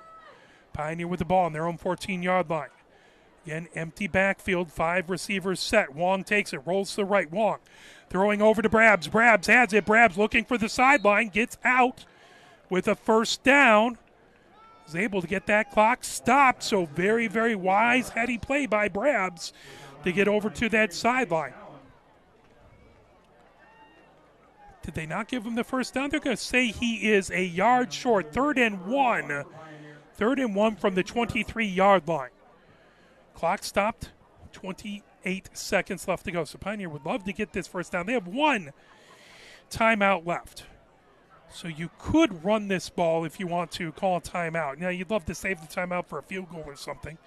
Pressure coming. Wong has it. Wong looks over the middle. Wong throws over the middle. Gets Brabs. Brabs has it. Brabs trying to break free. He's down inside the 45-yard line. That is a whistle, and I believe Pioneer calls their timeout as Brabs uses his speed and his size to go over the middle, gets it down to the 39-yard line. Pioneer calls their last timeout. They want to talk about this and try and get this ball into the end zone. They've already been able to move it very efficiently. A couple good passes. The Brabs have really paid dividends. And this is an excellent receiving core. Pioneer offense has looked very good. Save that first play from scrimmage. They've looked good throughout this game. But on the other hand, so has the Adrian offense, as they've looked very good throughout this game. Pioneer able to get their first stop of the game on the Adrian offense just prior to this. So with 21 seconds left to go, 1st and 10 from the 39-yard line for Pioneer. Pioneer's shown the ability to move it through the air. They do not have any timeouts, so if they do run it, you risk not being able to line up quickly. You can always spike the ball, especially if you get first down, but that can take some time. 3 receivers to the left, 1 to the right. Malik Farha, the lone receiver, out to the right. Powell wide to the left. Al-Kakani in the slot. Tight to the line of scrimmage is Brabs. Wong has it. Fakes the handoff. Wong, pressure coming. Wong rolls out of pressure. Comes to the near side. Throws it over. Here comes Malik Farha. Gets out of bounds inside the 25-yard line. A good job by Wong to have pressure but not lose his sense of composure. He was able to pull away and throw. Now, their flag on the play. Did not see where that was thrown. As calling out, Crosley believes it's on Adrian as he's saying, hey, we need to move down the field. So Crosley pointing down the field. They have the ball right at the 25-yard line. Face mask is the call. That is a big one. Personal foul, face mask. 15-yard penalty. That is going to move Pioneer inside the 15-yard line. So with 13 seconds left to go, Pioneer is at the 12-yard line. 1st and 10 from the 12-yard line. So Pioneer can take some shots at it here, try and get it into the end zone. Again, with 13 seconds left to go, you're probably not going to run it. As if you're tackled short of the end zone, unless you can spike it really quickly. So you're probably looking at everything in the air, some fast passes. Powell wide to the left, lone receiver to the left, 3 receivers to the right. Malik Farha wide to the right. Inside of him, Al-Kakani. Inside of him, Brabs. As Wong has it, looking to the right, pressure coming. Wong throws it. He's taken down. The pass falls incomplete. 3 seconds off the clock. That brings up 2nd and 10. 9 seconds left to go. So the clock is probably as much of an issue as the down and distance at this point. Pressure came off that far side, and Wong was trying to hold in. He was doing a good job to keep his eyes downfield, but he was tackled before he could release the ball. So you know Adrian's going to bring pressure. You want to get it into the end zone, but you also don't want to take too long. Again, 1 receiver to the left, 3 to the right. Craig in the backfield. Wong fakes the handoff to Craig, throws it over. That grab by Brabs. Brabs inside the 10, and that's going to be a problem because the clock rolls, and that is it. So throw to Brabs, trying to get Brabs in the end zone, and he is tackled by a trio of Adrian players, and Pioneer not able to get into the end zone, but they will have the kickoff to start the second half. So Pioneer able to, after giving up the opening kickoff for a touchdown and then a fumble turned into a touchdown. Pioneer was down 2 scores. They've been able to fight back. The Adrian offense has been very, very good, but the Pioneer defense has tried to stick with them. So it is a 12-point lead, 29-17. Adrian goes into halftime with the lead. Well, let's turn it over to This Week in High School Sports from the MHSAA. Then we'll have our intermission scoreboard report. You're watching Pioneer Varsity Football, brought to you by Arbor Broadcasting.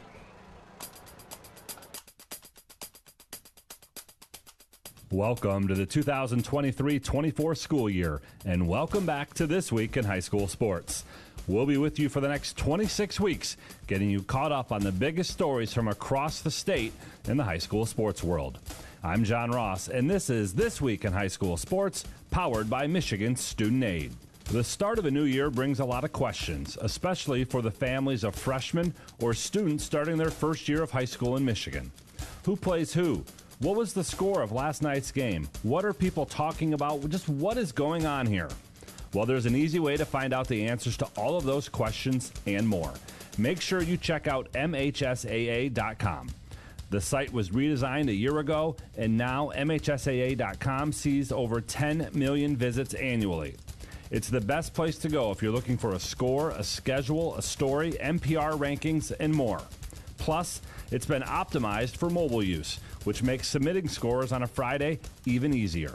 Looking to connect on social? We have you covered there as well. The MHSAA's TikTok, Instagram, YouTube, Facebook, and Twitter, X accounts are all updated throughout the week with important news for everyone involved in high school sports. Follow us and stay current with all the happenings from around the state. The first week of action is in the books, and with that brings us our first game balls of the year. Pinckney's Evan Lofwright started the cross-country season out with a win. The senior was first in a dual meet with Brighton, but Brighton came out victorious on the team side. Ellie Wilcox helped lead Boyne City to a Pelston Invite volleyball title. The Ramblers were perfect on the day, winning all 6 matches and 12 sets they played in. And to Muskegon Reese Puffer senior Liam Smith, he poured in 4 goals in an 8-0 season-opening soccer win over Ludington. For high school seniors, the matchup of the year isn't on the field. It's actually online. That's right. When you fill out the FAFSA, the free application for federal student aid, you could also be eligible for thousands of dollars in additional money from the Michigan Achievement Scholarship. Yep, nearly 80% of students who fill out the FAFSA may be eligible. Now that's a matchup we can all root for. Get started today at michigan.gov/achievement. The Michigan Achievement Scholarship. It's a game changer.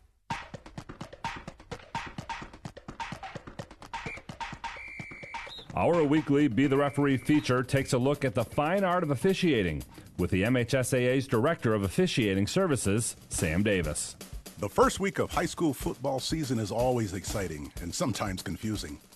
Here are some, not all of the differences between the high school game and what you see on Saturdays and Sunday. In high school, there's no such thing as an uncatchable ball when judging pass interference. It is a penalty if there is illegal contact, whether the ball is catchable or not. In overtime, high school teams start with the ball on the 10-yard line, not the 25 like in college. And in high school overtime, you're only able to get a first down by a penalty. And at no time is a high school team required to go for 2 points. And on extra point plays, if the defense gains possession, the try is over. The defense cannot return the ball for 2 points. Thanks, Sam. Now more than ever, we need officials. If you're interested, go to the MHSAA website now to register. All summer long, MHSAA.com has highlighted former high school standouts who have used past athletic experiences to help shape their post-high school lives. The series is called Made in Michigan and provides updates on some familiar names. Like Brent Gates, the current baseball coach at Grand Rapids Christian, was a 2-time All-State selection on the diamond at Granville. He played at the University of Minnesota before the major leagues and now has led the Eagles to 3 baseball state titles. Or Ariel Breaker, the current assistant basketball coach at the University of Minnesota. She helped Grosse Pointe North win a Class A state title in 2008. A 3-sport athlete at GPN, she finished 3rd for the 2010 Miss Basketball Award, and she played collegiately at Notre Dame before coaching at Lehigh, Oakland, South Dakota, and West Virginia, and now with the Gophers. To get caught up on all the Made in Michigan stories, check out MHSAA.com. You've been listening to This Week in High School Sports, powered by Michigan Student Aid, a production of the MHSAA Network. Thanks for joining us. I'm John Ross, and we'll see you next week.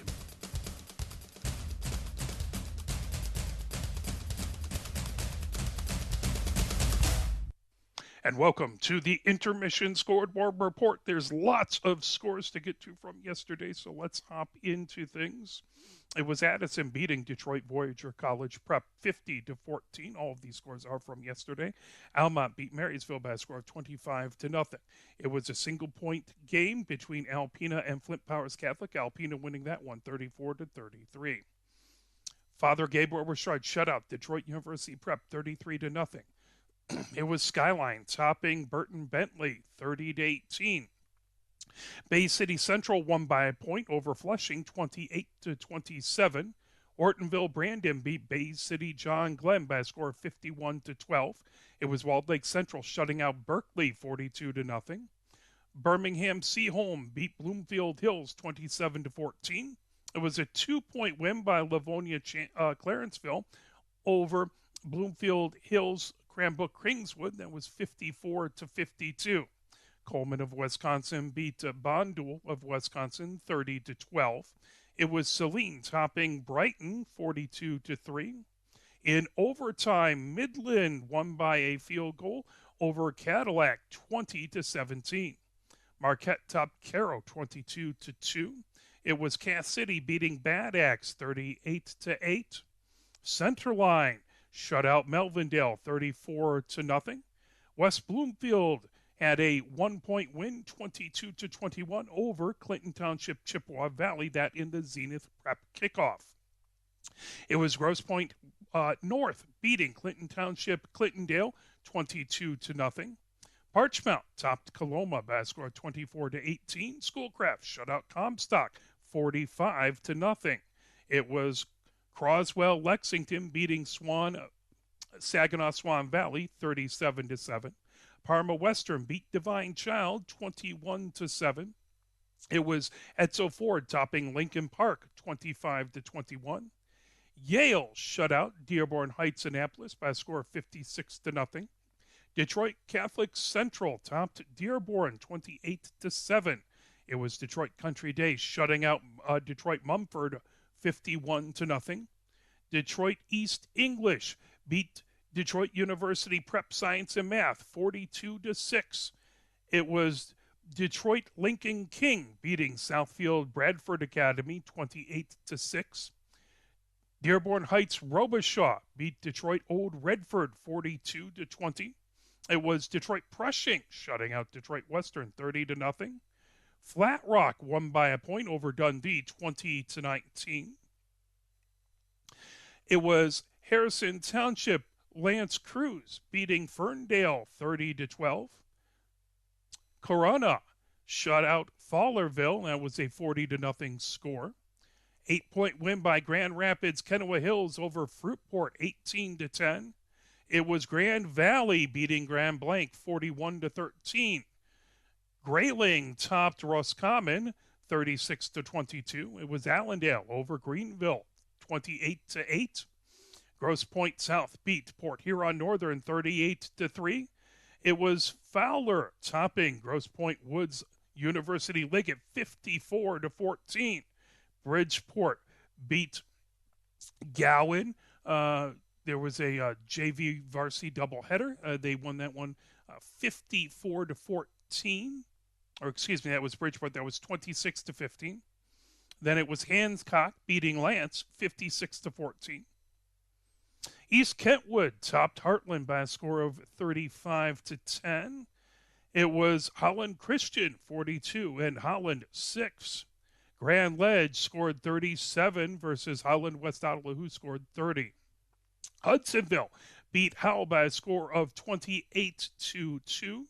It was Iron Mountain beating Houghton 56-6. Another high-scoring game, battle at the Big House. It was Lake Orion beating Livonia Stevenson 54-33.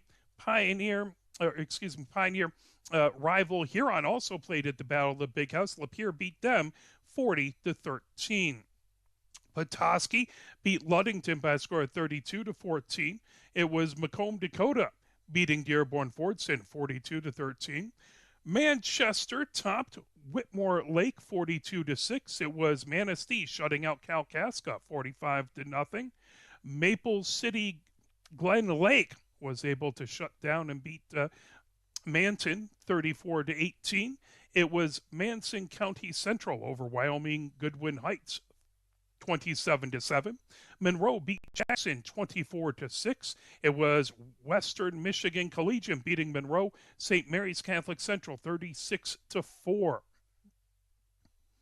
Spring Lake beat Montague by a score of 34-28. It was in the Vehicle City Gridiron Classic, Mount Morris with the lone touchdown in the game, 7-0 over Clio. New Northrop beat Muskegon Catholic Central 34-20. It was Muskegon Orchard Valley over Holton 52-6. As Nagini beat Ishpeming 32-16. Livonia Churchill took out New Boston Huron. That was a score of 36-12. It was Houghton Lake over Escoda 34-6. Portland beat Ovid Elise by a score of 33-6. Saginaw Valley Lutheran beat Rochester Hills Lutheran Northwest 24-7. It was Romulus Summit Academy North beating Saginaw Arthur Hills 13-6. Holly beat Royal Oak by a score of 35-7. It was Mount Pleasant falling to Saginaw Heritage 42-7. Saginaw Novell shut out Flint Beecher 13-0. It was a single-point win by South Haven over Dowagiac 22-21. South Lyon beat Walled Lake Northern 21-13. It was Walled Lake Lakeland over South Lyon East. Again, that's the Battle of the Big House 22-12. Richmond beat St. Clair 24-6. It was St. Clair Shores Lakeview over Warren Woods Tower 28-0. Macomb Lutheran Northern put it on St. Clair Shores South Lake 56-6. Madison Heights Lemphir topped Sterling Heights 34-14. It was Tawas over Pinconning 14-7. 1 point win by Southgate Anderson. That over Trenton 29-28.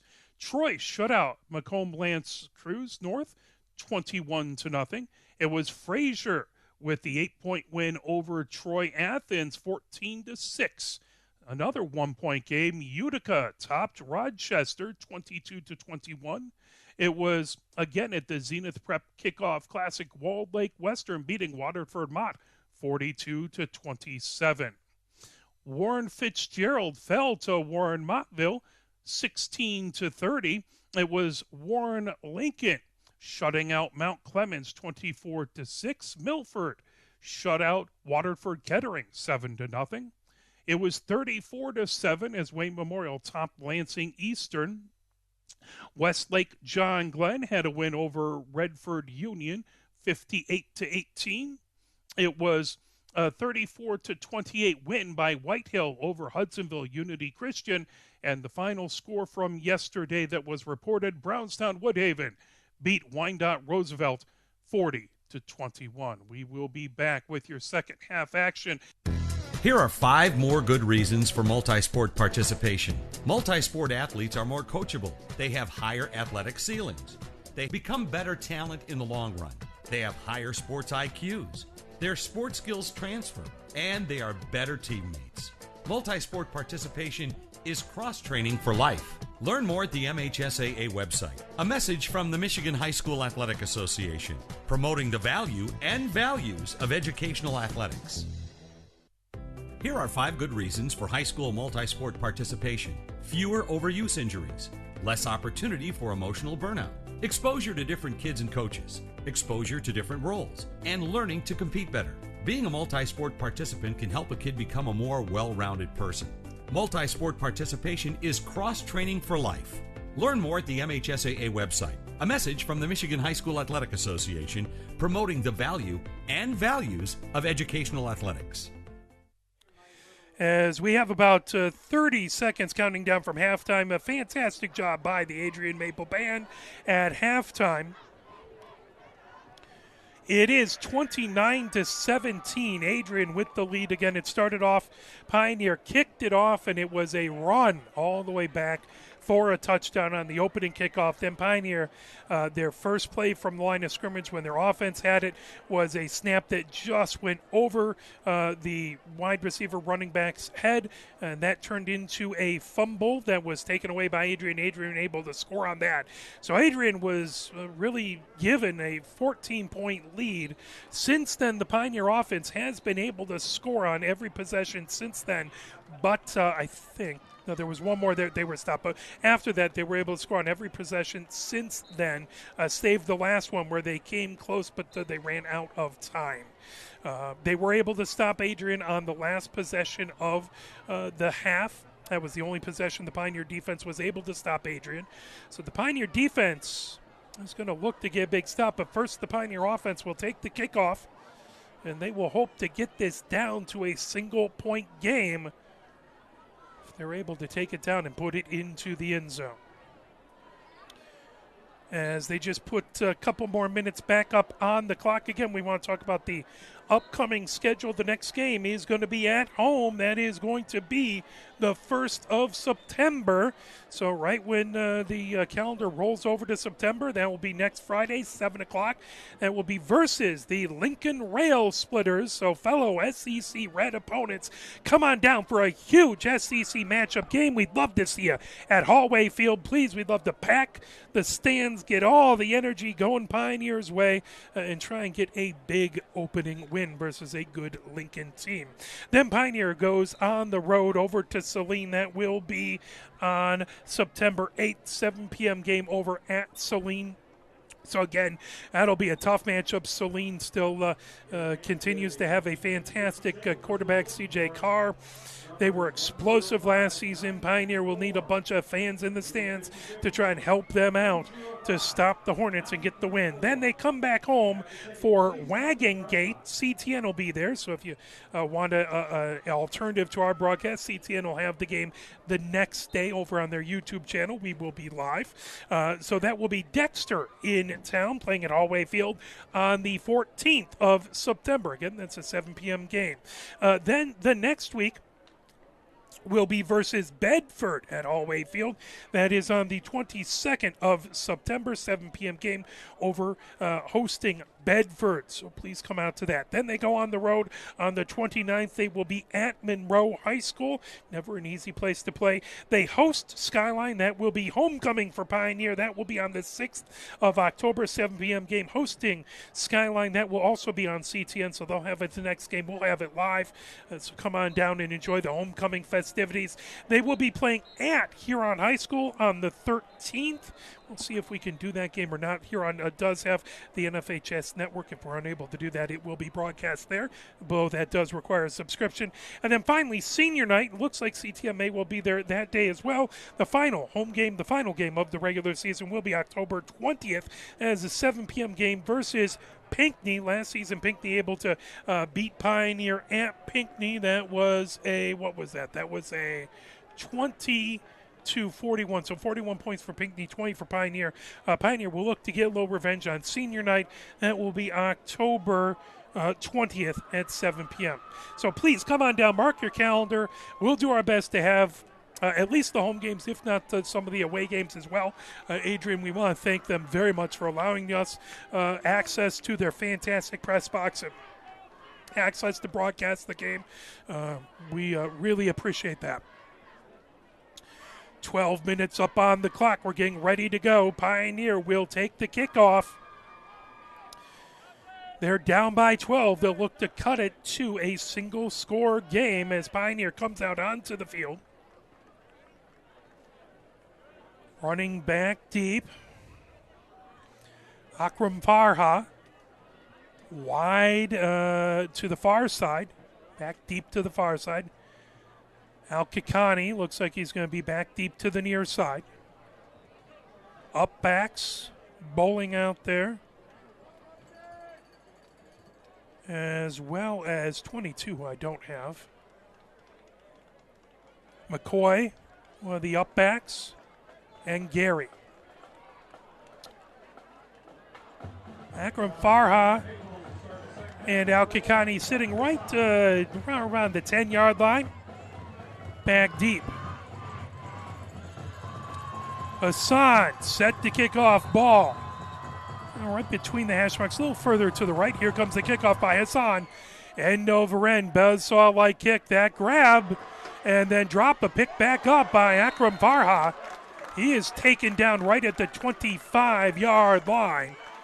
So he was able to get that ball back. That's not an easy kick to catch as it was spinning and trying to catch that and corral that. Not an easy thing. So good job to get back on that ball.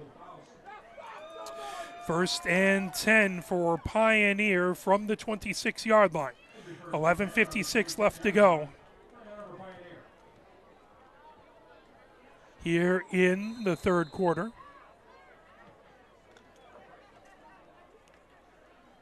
As Pioneer's offense comes out onto the field. Lopez gets set over the ball. 2 receivers to the left. Malik Farhat tight to the line of scrimmage on the right. Wong under center, player in motion from left-hand side to the right-hand side. Hand off to Craig. Craig spills up the middle, gets down to the 29-yard line. That will be a gain of 3. That will make it 2nd and 7. So Robichaud on the tackle of Craig. And Craig picks up 3 yards there. 1 receiver wide to the left, 3 to the right. Malik Farha, widest among them. Perhaps close to the line of scrimmage. Between them is Al-Kikani. Craig the back in the backfield. Just to the right of Wong. Wong calls out signals. Powell, the lone receiver to the left. Hand off to Craig. Craig trying to go up the middle, taken down right at the line of scrimmage. As I believe right on there, that looked like that was Headline.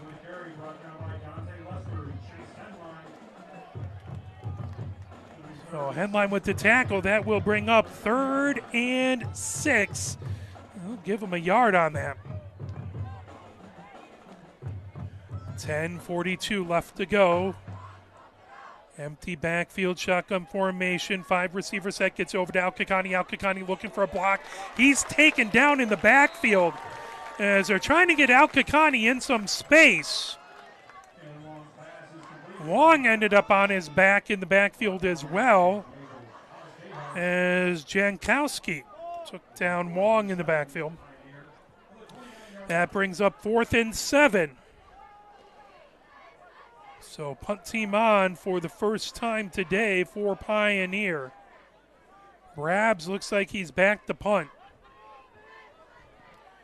Back deep, I believe that's DeKaiser, as he's standing right at his own 36-yard line.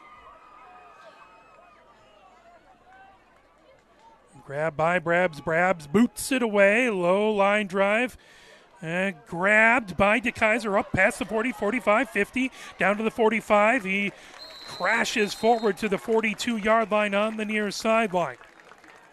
Adrian with a 12-point lead will have the ball in good starting field position over on the 43-yard line of Pioneers. So the Pioneers defense has a big job ahead of him trying to keep this Adrian team from increasing that lead.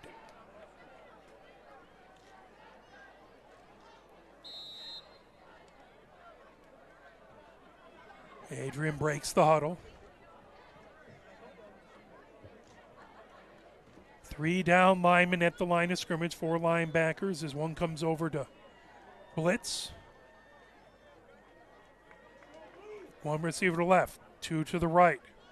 Sean Parker has it, hands it off to Henline. Henline trying the right-hand side. Henline gets a little bit of room, still dancing forward, gets past the 40, now finds some room to the near side. Henline down to the 30, down to the 20, down to the 10. Henline taken out at the 5-yard line as Akram Farha stuck with the play and didn't give up, able to tackle him. There's a Pioneer player down at the line of scrimmage in some pain. A trainer ran out. As Henline was able to go up the middle, tried to bounce it to the right, and they weren't able to take him down. He finally found some room over on the near side, on the left-hand side, and was able to spill forward all the way down to the 6-yard line. That will be 6 and goal, as Al Kakani was down at the line of scrimmage, I believe. There is a coach's arm right behind. That is Al Kakani. He is not putting any pressure. They are holding him without putting much pressure on his legs. We hope Al Kakani is all right. Speaking of basketball players. Goes out.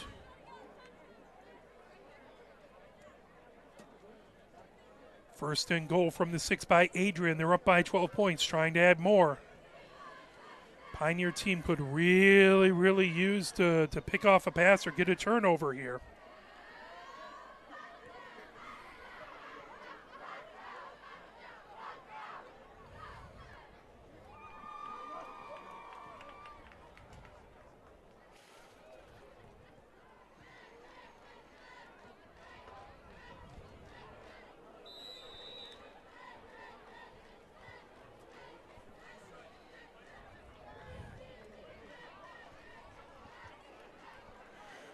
Adrian lines up, just trying to make sure our internet's still going. One receiver to left, one wide to the right. Sean Parker in the backfield. Hand off, trying to come over to the near side. Taken down. Crosley with the initial tackle, as that was Lester who got the ball taken down. That will bring up second, and they marked it all the way back. They're going to give them forward progress, it looks like. Where are they going to put that? They have it right at the 14-yard line.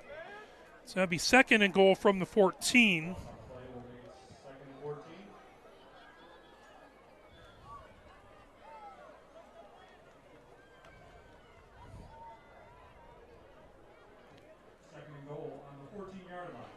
So second goal from the 14. One receiver to the left, one receiver to the right.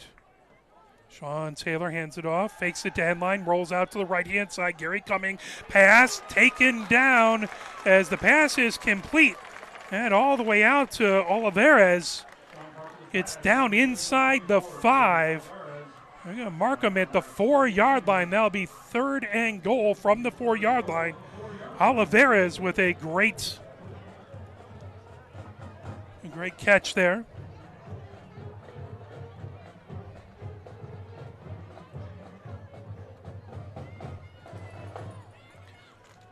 So third and goal from the 4-yard line.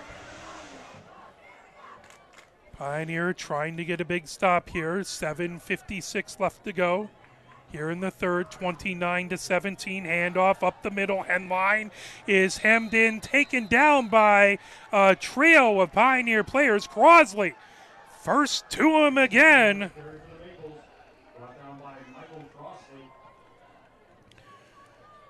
That brings up fourth and goal from the 4-yard line.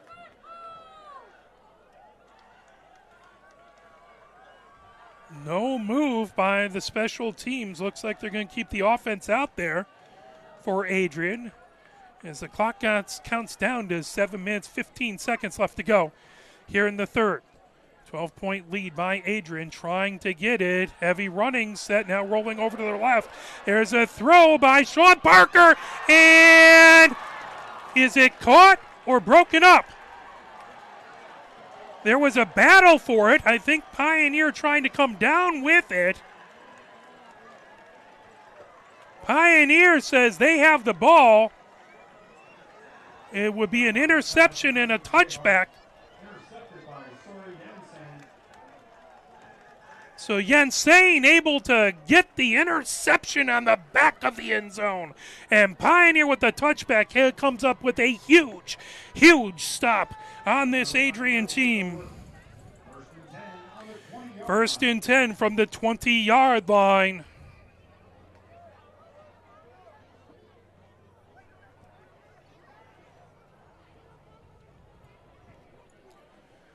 So big stop by Pioneer. They really needed that to keep it a 12-point game. The Pioneer defense really played well as the ball got into the red zone in an end goal situation. Pioneer able to get a big sack, stop the run 3 times, and then get an interception right on the end of the end zone. Here comes the Pioneer offense. 2 receivers to the left, 2 to the right.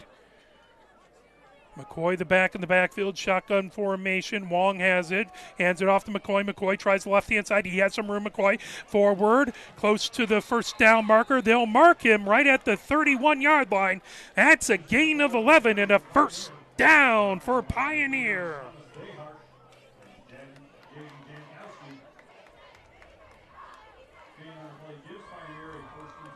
So 1st and 10 from the 31-yard line. 6:43 left to go here in the third. 29-17.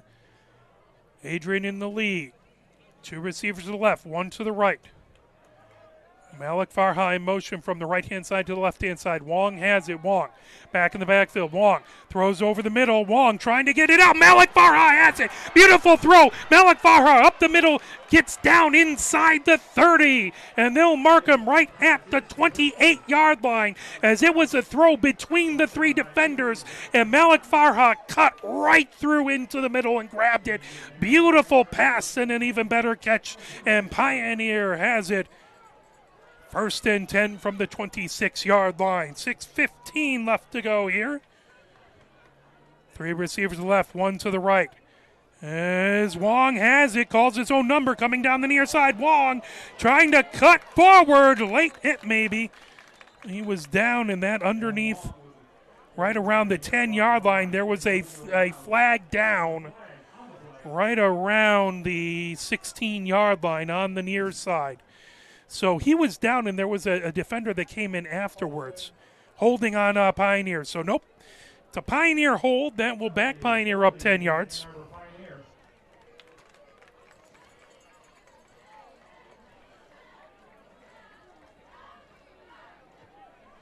So that's going to bring them back right to the 29-yard line, up 27-yard line. That's 1st and 12 from the 27-yard line. We're under 6 minutes to go.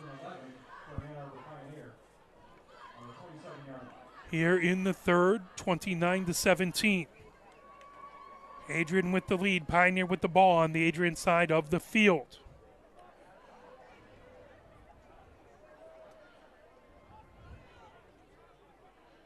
As far as the whole goal, stops a big gain, but at least they're not in a huge hole. Hand off and taken down right at the line of scrimmage was McCoy. First to get there was Lester. That will be a loss of 1. That will make it 2nd and 12. 5:17 left to go here in the third. As the Adrian defensive line teeing off. 1 receiver to the left, 2 to the right, 3 to the right. Shotgun formation. McCoy back in the backfield. Wong has it. Wong looking to his left, throws out to his left. Wong all the way back towards the end zone and just not quite able to adjust, but there's a flag back there as Powell was down on the far sideline. Another flag, as there was a flag right at the point of catch and then another flag on the near sideline right where the Pioneer coaches are. So we will wait with bated breath to see exactly what the call is here and if it's offsetting. If it's just the pass interference, that would be huge. It might be the sideline warning again, as it looked like the Pioneer coaches, I think, were a little bit out on the field. Not sure. This is all random speculation on my part. We'll get to the officials. As Powell had it all the way back, and again, he looked to his inside shoulder, then had to flip to the outside shoulder. But there was contact as the flag came down. The officials still talking it over. This is the first game of the season for them as well, by the way, so we cannot have the games we love without the officials. So if you sit and think you can make the calls better, reach out to the MHSAA, as we need officials.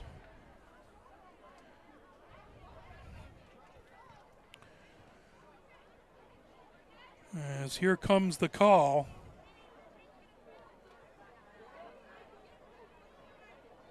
Pass interference, defense. And then Offsetting probably because it was a personal foul Pioneer. First penalty is pass interference against the Maples. Second flag is for a sideline infraction. So it was a sideline infraction for Pioneer. So it was pass interference, then a sideline infraction.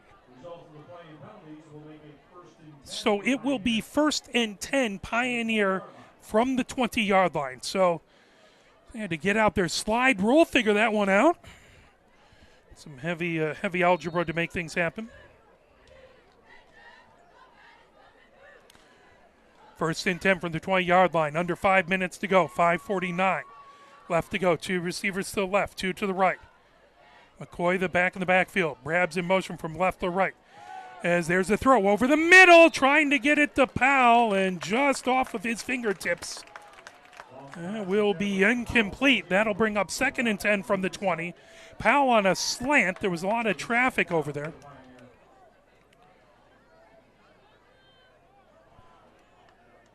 .446 left to go. 2nd and 10 here in the third.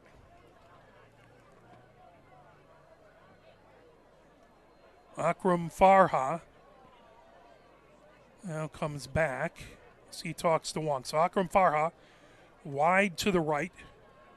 Craig between, and then close to the line of scrimmage is Brabs. Wong takes it back, throws over to the right-hand side, and trying to come over the middle was Craig, and he can't pull that in. So again, the ball pulled out of his hand. That brings up 3rd and 10. 4 minutes, 43 seconds left to go. 29-17, Adrian with the lead.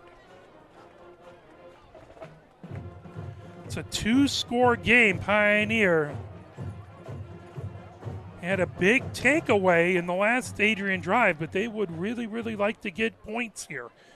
Try and dig into that Adrian lead. 2 receivers to the left. 2 receivers to the right. McCoy, the back in the backfield. Long pressure coming, gets it to McCoy on the far side. McCoy racing ahead with it. McCoy has the first down and more. He dives past the first down marker.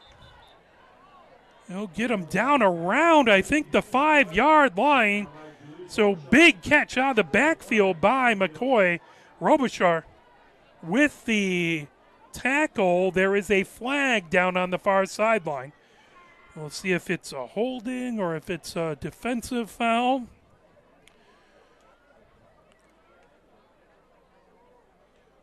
So Pioneer fan, you're just really hoping this is on the defense and not a holding, but face mask on the foul on the defense to the goal. That will bring up 1st and goal. So that is going to be 1st and goal from the 3-yard line is Pioneer. 2 receivers to the left. Powell wide. Craig in the slot. 2 receivers to the right. Is Malik Farha wide.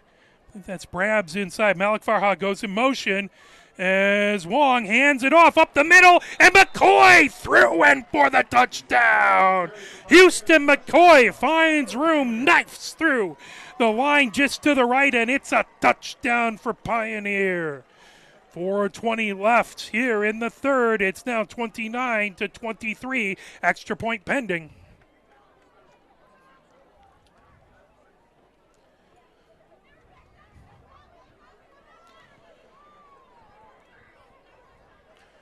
Long to take the snap. Antonio Lewis to kick it away. The snap is down. The kick is up. The kick is good. And that makes it a 5-point game. 4:20 left to go here in the third. 29-24. Adrian still with the lead, but Pioneer gets it down to a single-score game, as it looked like disaster when we first came out of halftime, as Adrian was able to get a big stop and then came down, but a huge interception right on the back of the end zone got Pioneer this offensive drive, and they were able to come down and get it down to a 5-point score. Well, this offense is already more prolific than most of the games they had last season. As last season, Pioneers scored 7-6-0, 41 versus Skyline, 7-6, 20, 14, and 20. So if this was last season, this would be the second most points they would have scored in that season.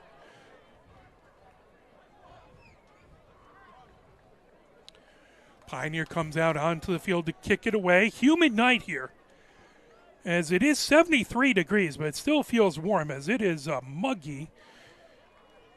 Of course, all the rain the last couple nights hasn't helped that out. Antonio Lewis gets the ball set at the 40-yard line.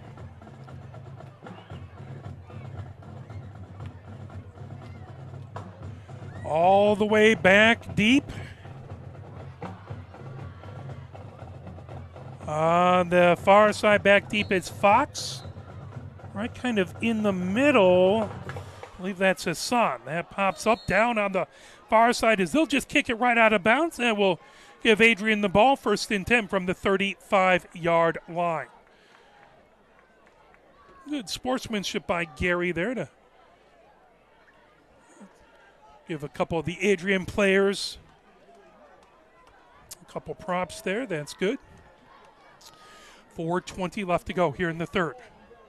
5-point game, 29-24. So a legal procedure, a ball out of bounds that gets it to the 35-yard line. So again, Pioneer, Adrian has had some really, really good kickoff returns. Pioneer has kicked it high and short. They've squib kicked it. This time they just kick it out of bounds. 2 receivers to the left, 1 to the right. Sean Parker hands it off, cutting up the middle. There's room for Henline. Henline gets out to the 44-yard line. That will bring up 2nd and 10. So he was able to cut up the middle and find room.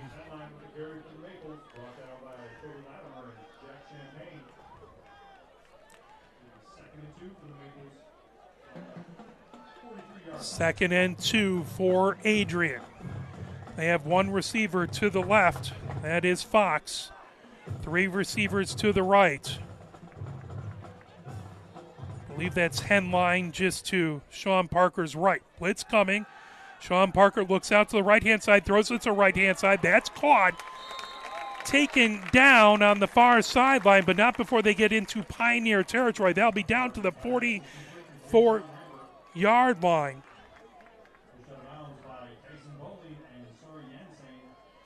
Yansing and Bowling on the tackle.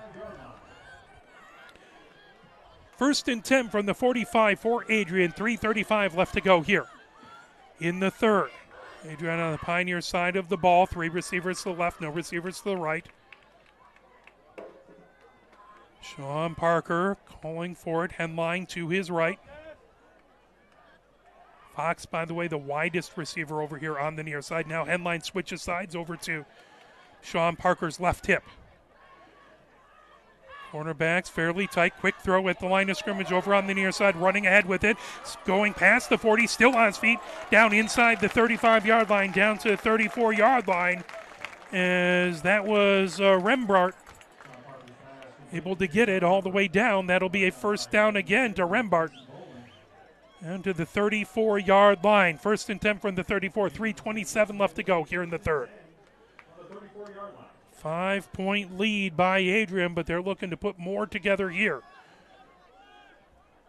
Hayes, the lone receiver to the left. 2 receivers to the right. Henline offset to the left of Sean Parker. Blitz showing from the far side. Handoff to Henline. Henline trying to weave his way forward. Taken down. Good tackle back there by Latimer. Right at the 31-yard line. That will bring up 2nd and 10.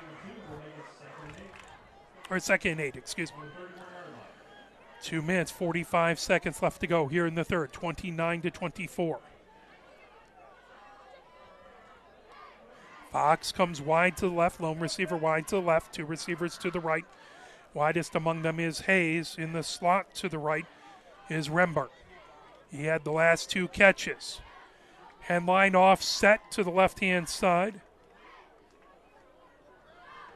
Blitz showing up the middle and on the near side by Pioneer. Sean Parker calls his own number to the left. There's room up the middle. He gets tackled right about the 30-yard line, or 20-yard line, excuse me. That'll be a first down.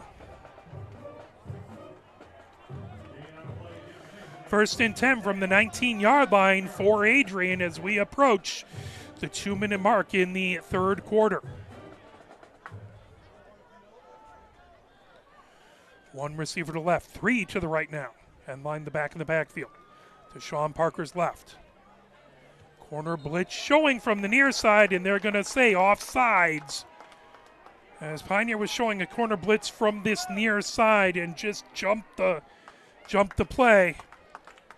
That will give 5 yards to Adrian. First and 5 from the 14-yard line. That's not going to help the Pioneer defense. That makes their job just that much harder. 1 minute, 45 seconds left to go in the third. Again, they keep one receiver to left, three to the right. And line now to Sean Parker's right. Sean Parker about 5 yards back. Shotgun formation, grabs it. Sean Parker rolling to the right, cuts in front, avoids one tackler. Gets down to the 10-yard line. That will bring up 2nd and 1. He was able to grab and make a cut away from Gary, but right into Wilson, who took him down. 2nd and 1 from the 10. 1 minute, 13 seconds left to go here in the third. Adrian looking to add more, get it back to a 2-score game. Pioneer wants a big stop here. 2 receivers to the left. Hayes the widest among them. 1 receiver to the right for Adrian as they look to the sideline and get the score, or get the play. End line offset to Sean Parker's right. Sean Parker calls out signals. Pioneer has 4 down linemen, 3 linebackers tight to the line of scrimmage. Safety right at the line of right at the goal line. There's a throw into the end zone. Batted away. Beautiful job by Akram Farha to jump in front and knock it away. Otherwise, that was 7 right there for Adrian. But Akram Farha able to get his big mitt in there and knock it away. 38 seconds left to go. 3rd and 1 for Adrian.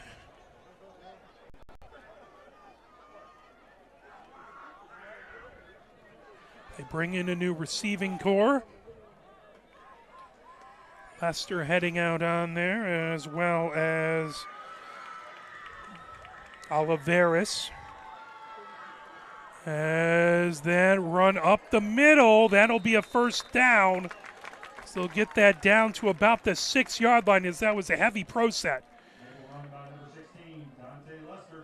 As Lester gets the first down, and that makes it 1st and goal from the 6. Latimer with the tackle for Pioneer.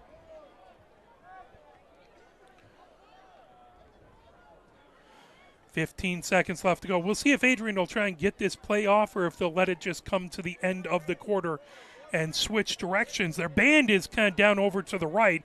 Their student section is over to the left. There is nobody in the end zone, so it probably really doesn't matter. But they'll just let it go. They're not going to race it. And that'll be the end of the third, as Pioneer is gotten it down to a 5-point game, closest it's been since the opening kickoff. But Adrian is threatening 1st and goal from the 5-yard line. Let's play a little push on and get you fired up.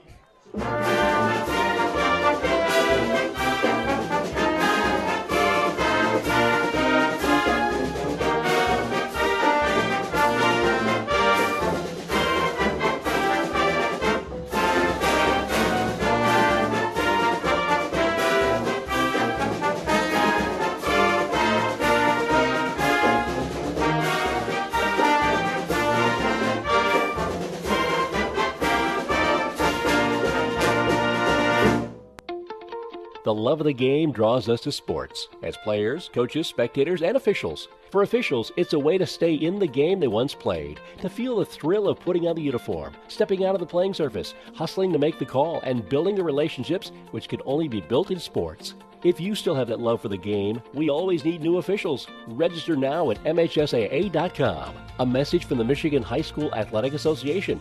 promoting the value and values of educational athletics. As we head into the fourth quarter, it's a 5-point game, but Adrian is first and goal from the 5-yard line, looking to punch it in for more. Pioneer wants a big stop here. Last time Adrian was in this area, Pioneer was able to pick it off on the back line of the end zone. Pioneer would love to do that again. Adrian just wants to shove it right in there and get it back to, at that point, it would be a 12-point lead again.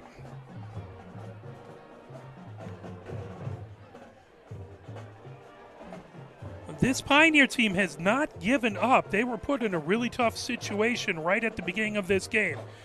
And they didn't they got punched in the mouth, and they didn't let that affect them as they continued to battle.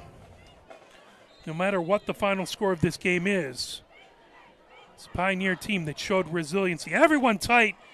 Hand off to Henline down the near side. He's taken down right about the 4-yard line as they had everyone tight on the line of scrimmage. That will bring up second and goal from the 4.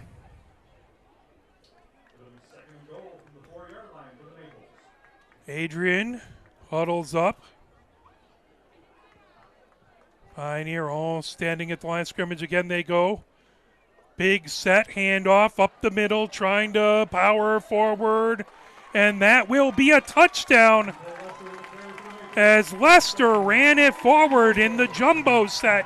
And they're able to shove through and get the touchdown. That makes it 35-34. Extra point pending. They did go for 2 once. So we'll see if they try and go for 2 to make it a 3-point lead. There's not really a difference between a 1 and a 2-point lead. So you would assume, no, well, they have their kicker on there. So Hassan out to kick it. Hayes the holder. Snap is down, kick is up, kick is good. It's back to a 12-point lead. 36-24, back to a 12-point lead for Adrian. 11:28 left to go here in the fourth. Pioneer looking to make the big fourth quarter comeback. Adrian looking to cruise to a opening season victory. Both of these teams lost their first game of the season, and they're looking to rectify that tonight. And Pioneer will be at home next Friday, 7 p.m. at Hallway Field versus the Lincoln Rail Splitters SEC Red matchup. We'd love to see you there. Come on down, bring a friend, heck, bring 20 of them. Love to see all sorts of Pioneer fans cheering this team on for their first home game. Yeah, Lincoln pretty much has almost the same color blue here, so they won't have to. Pioneer will have similar jerseys on the other side of them. Ball is set between the hash marks right at the 40-yard line for Hassan. As the sun is completely set, we're now under the lights.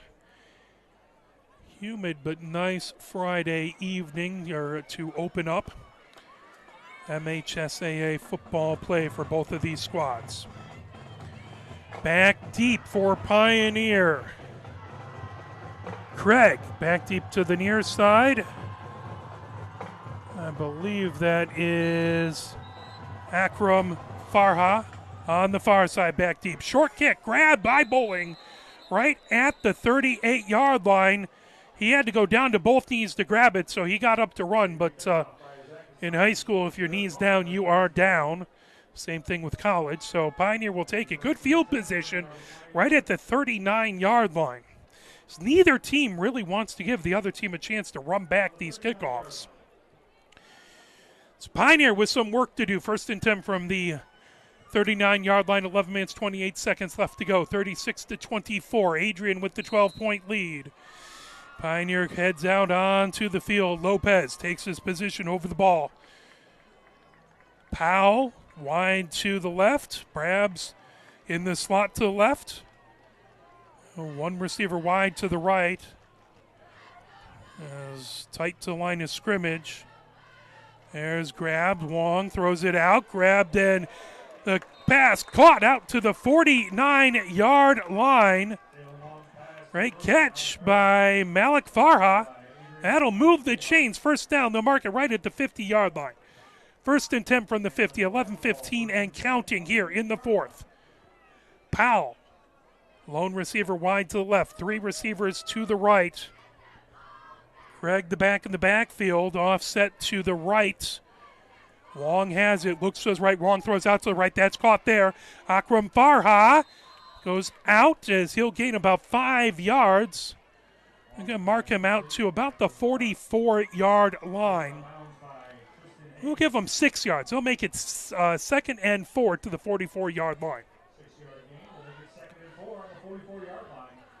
Powell wide to the left again. Three receivers wide to the right. Widest among them, Malik Farha. Akram Farha in the slot. Brabs tight to the line of scrimmage. McCoy now the back in the backfield with Wong. Wong calling out signals. Three linemen tight to the line of scrimmage. Linebackers back about 5 yards, but creeping up for Adrian. Faking the handoff. Now Wong throws it down the near hand side for Powell. Powell trying to adjust as he tried to dive and grab it right in the middle, and it couldn't haul it in as there was traffic right there.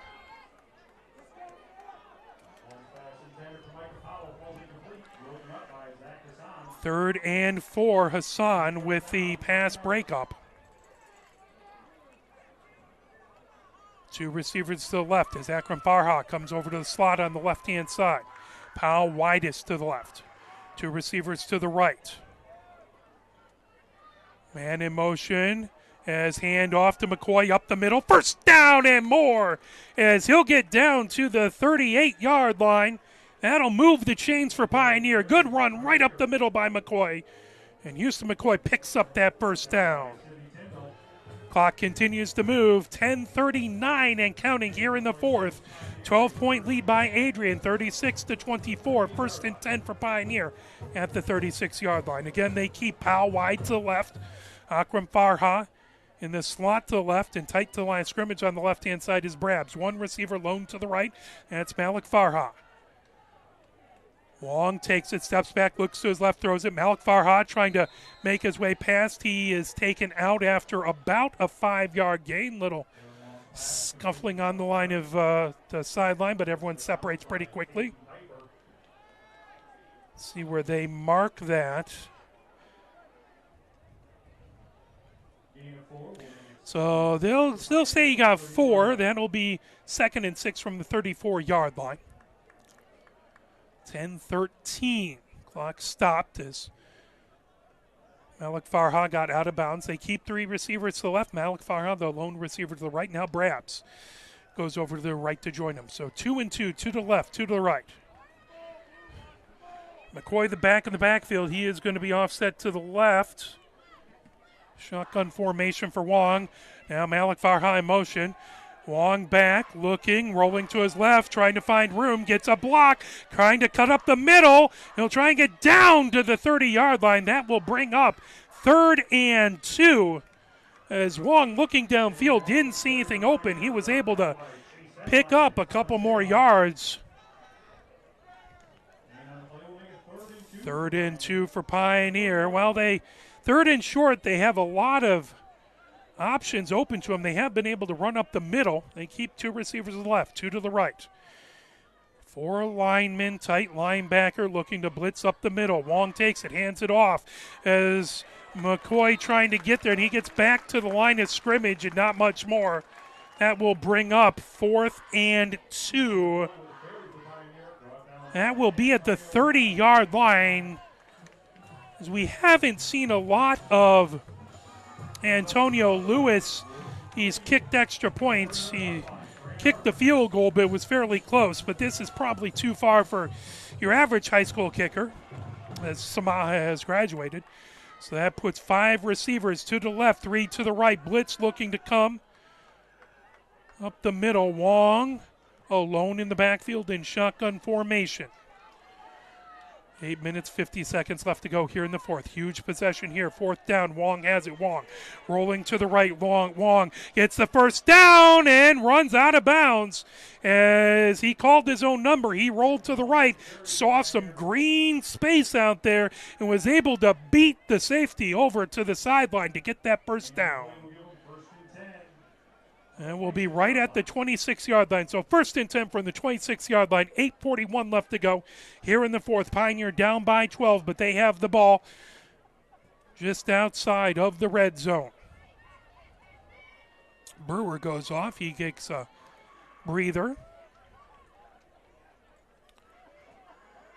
Craig, the running back in the backfield. One receiver to the left. A man in motion from the right to the left. That's Brabs.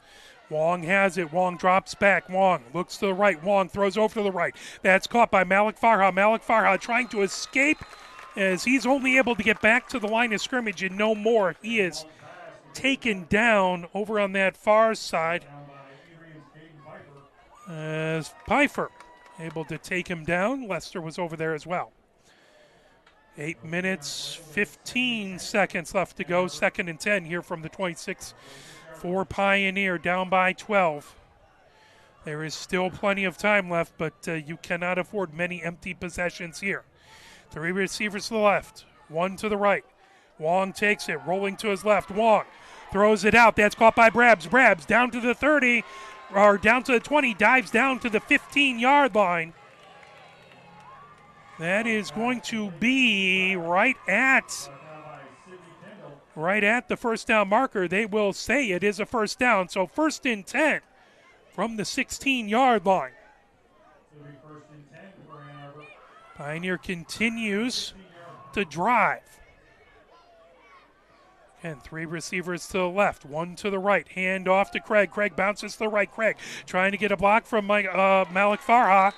He's taken down, but he'll get down to about the 12-yard line, and then there was some action after the play. I looked down to try and find the near official spotting the ball. I didn't catch it. I do not see. There was a big hole from the fans. I don't see what happened. The Pioneer coaches out on the field having their say. There is a flag, in the secondary for Adrian, so this could be a huge flag. Neither team wants to commit a penalty right here. You don't want to help the other team in a 2-score game down with 7:23 left to go. The official comes over to the near side. Boy, we appreciate you folks watching us as opposed to the Lions game. I have that recorded and we'll watch it right when I get back. Official comes over to talk to the Adrian coach.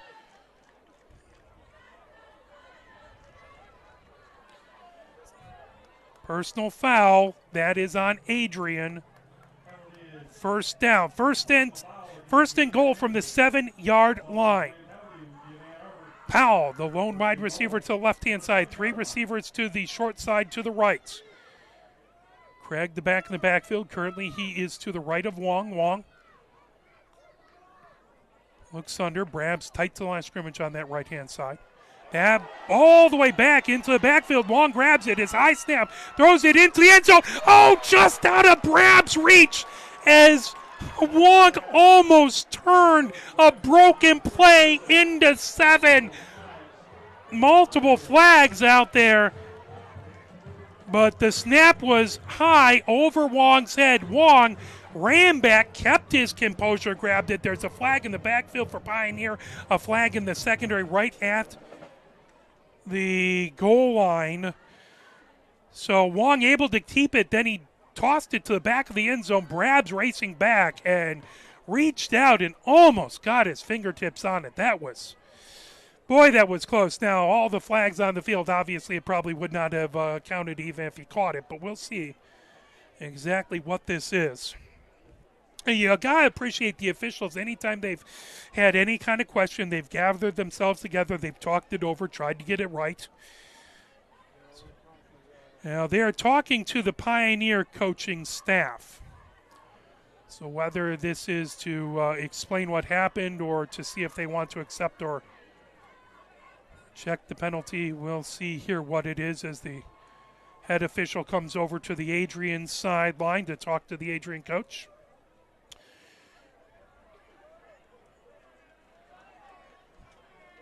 Pioneer comes over to the sideline to talk to their coaching staff really quickly. So the officials have talked to both coaching staff, trying to explain exactly what happened, as they still have one flag deep in the backfield. You would imagine that would probably be a holding on Pioneer. Then you would kind of think the holding probably at the goal line by Adrian, but that is pure supposition on my part.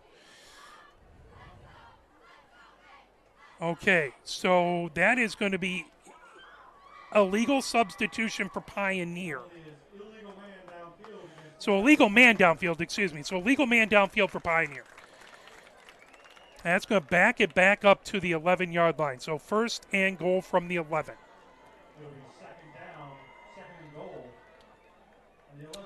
So I guess maybe the flag in the secondary didn't was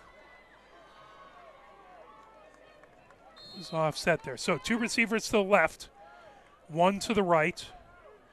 Craig the back of the backfield, shotgun formation for Wong. Wong grabs it, looks to his left, blitz coming, gets it over. Craig coming down the near side. Craig taken down from behind as Thomas Deharsh grabs him from behind.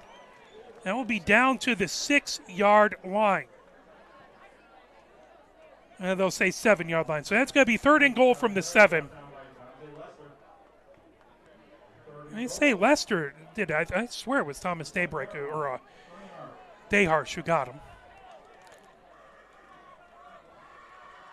Long comes in with the play. 6:35 left to go here in the fourth. Pioneer down by 12. That clock is now possibly starting to become an issue as Pioneer, if they do not score here, still needs to shut down Adrian and get 2 scores. So this would be huge. Pioneer looking to punch it in. Third and goal from the 7. 2 receivers to the left, 1 to the right. Wong takes it. Wong looking to the right, wants Brabs. Brabs sneaks back behind. Brabs, goes down to the ground trying to catch it, but a flag for pass interference. The Adrian crowd incensed by it. That will give Pioneer first and goal. As Brabs was double-teamed, he was covered at the line of scrimmage, then he snuck back, trying to get back to the pylon, and went down to the ground to try and grab him. But that flag was right there. That's got to be pass interference. Now, Adrian fans hoping it's offensive pass interference. So it is Adrian's pass interference. Adrian's coach, he's unhappy with that call, but 3 receivers to the left to the short side, 1 receiver to the right. That's Malik Farha. As that grabbed and touchdown! Pioneer as they shovel it over and score the touchdown. Ocean Brabs with the touchdown. As they fake everything, moving to the left and shovel it over to Brabs, going to the right-hand side and puts it in. Huge touchdown. Really, really well-designed play for Pioneer. Good job getting everyone moving to the left.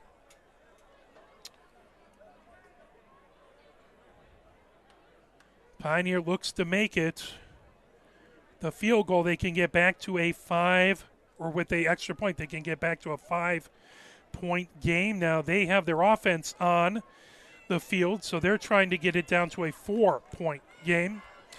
1 receiver to the left, 2 to the right, 3 backs in the backfield. Wong rolling to his right. Wong stops, trying to avoid pressure. Now comes to the other side, gets a block, throws it into the near corner. Brabs trying to get to it one-handed but can't bring it in. Almost a beautiful catch, but Brabs ended up out of bounds before he could get it. As Wong was rolling to the right, it looked like Wong almost thought about running, but the safety snuck over to stop that run. Then Wong didn't see anything open, threw it all the way back for Brabs. Brabs trying to come up with it, but it just floated out of bounds to the near side before he could bring it in. Still, it's a 1-point game, or it's a 1-score game, 36-30. So a 6-point game here, a single score for Pioneer. Now, They have to stop Adrian. Adrian has really shown offensive prowess. So this is a huge time for the Pioneer defense. They got to get a stop here. Otherwise, they're going to keep a lot of pressure on their offense. Plenty of time left. 5:57 left to go in the fourth. 36-30.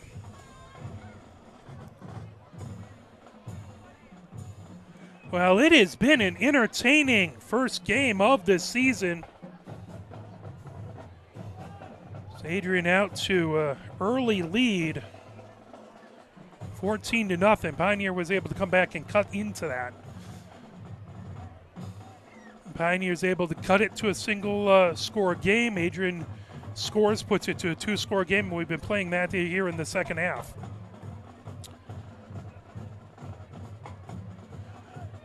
Adrian has most of their people between the 50 and the 40. They have one person back. That is DeKaiser back, and he's about the 30-yard line. So at this point, if Pioneer has a leg, they could really boot it pretty far back. I'm not sure what sort of leg Antonio Lewis has. But there is no one. Now DeKaiser kind of floats back around the 25-yard line.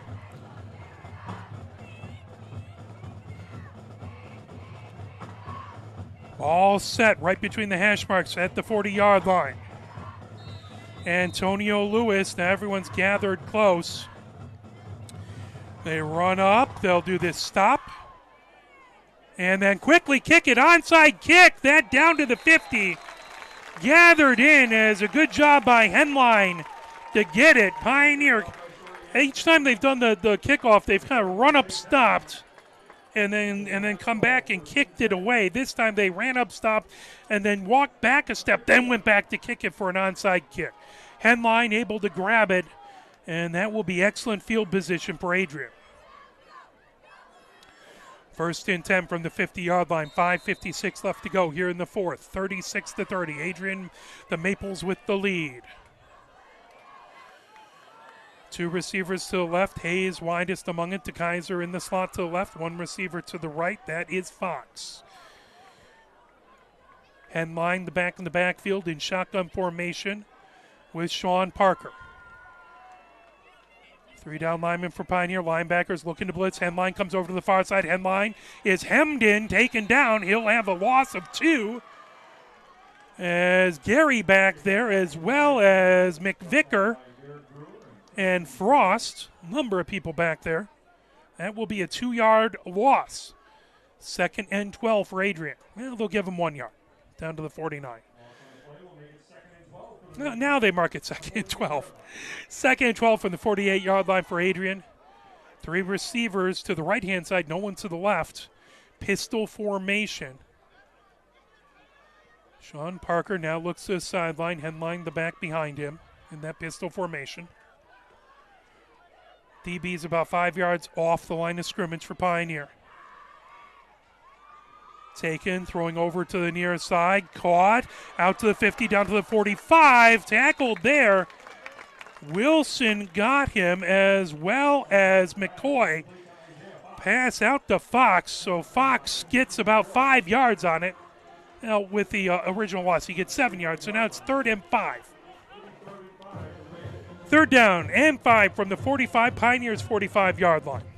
4:40 left to go. Adrian is trying to, they're not in a hurry. They'd probably like to eat up some clock here if they could. Three receivers to the left, nobody to the right. Sean Parker looks to the sideline. Henline is to his right on his right hip.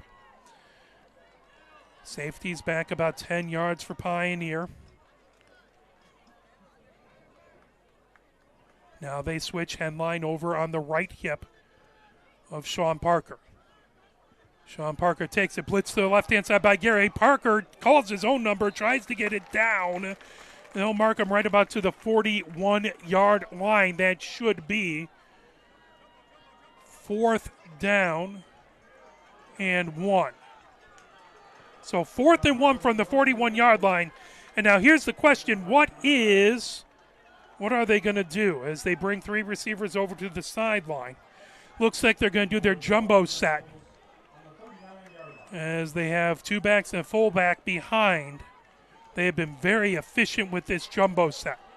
So under center, handoff, as that will push forward back beyond the 40. They give them a nice spot down to the 37-yard line. That's enough for a first down. 3 minutes, 27 seconds left.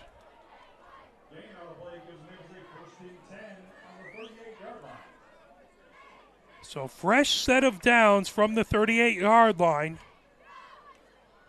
Looks like a timeout called. We'll take it with them. Let's play a little push on. Try and get you fired up as Pioneer needs a big stop here. Is the clock at 3 minutes, 27 seconds. Pioneer down by 6 with Adrian with the ball on the Pioneer 38-yard line.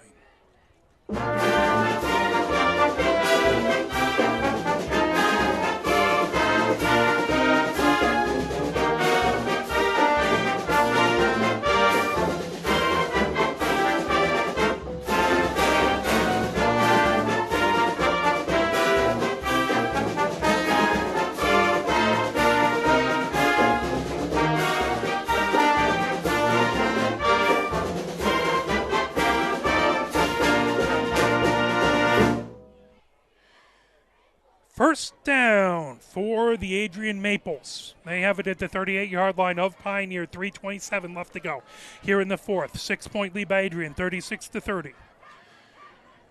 As they continue to move the ball, they continue to eat up clock. And that clock is not Pioneer's friend right now. 2 receivers to the left. 1 tight to line scrimmage to the right. Handoff, Henline coming up the near side. Henline has some room.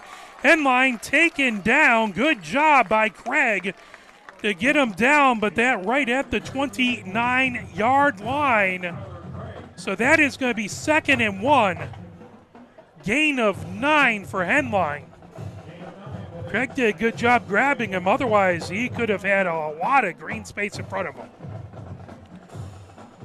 3 receivers to the left. Fox the widest among them. No receivers to the right. Henline in shotgun formation with Sean Parker to his left.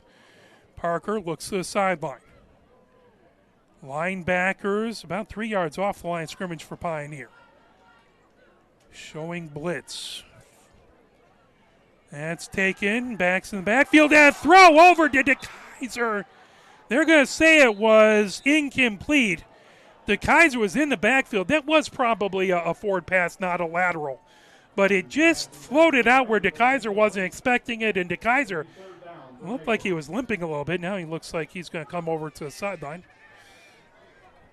3rd and 1. That stops the clock, so that helps Pioneer, but 2 minutes, 32 seconds left to go, so not a whole lot of time.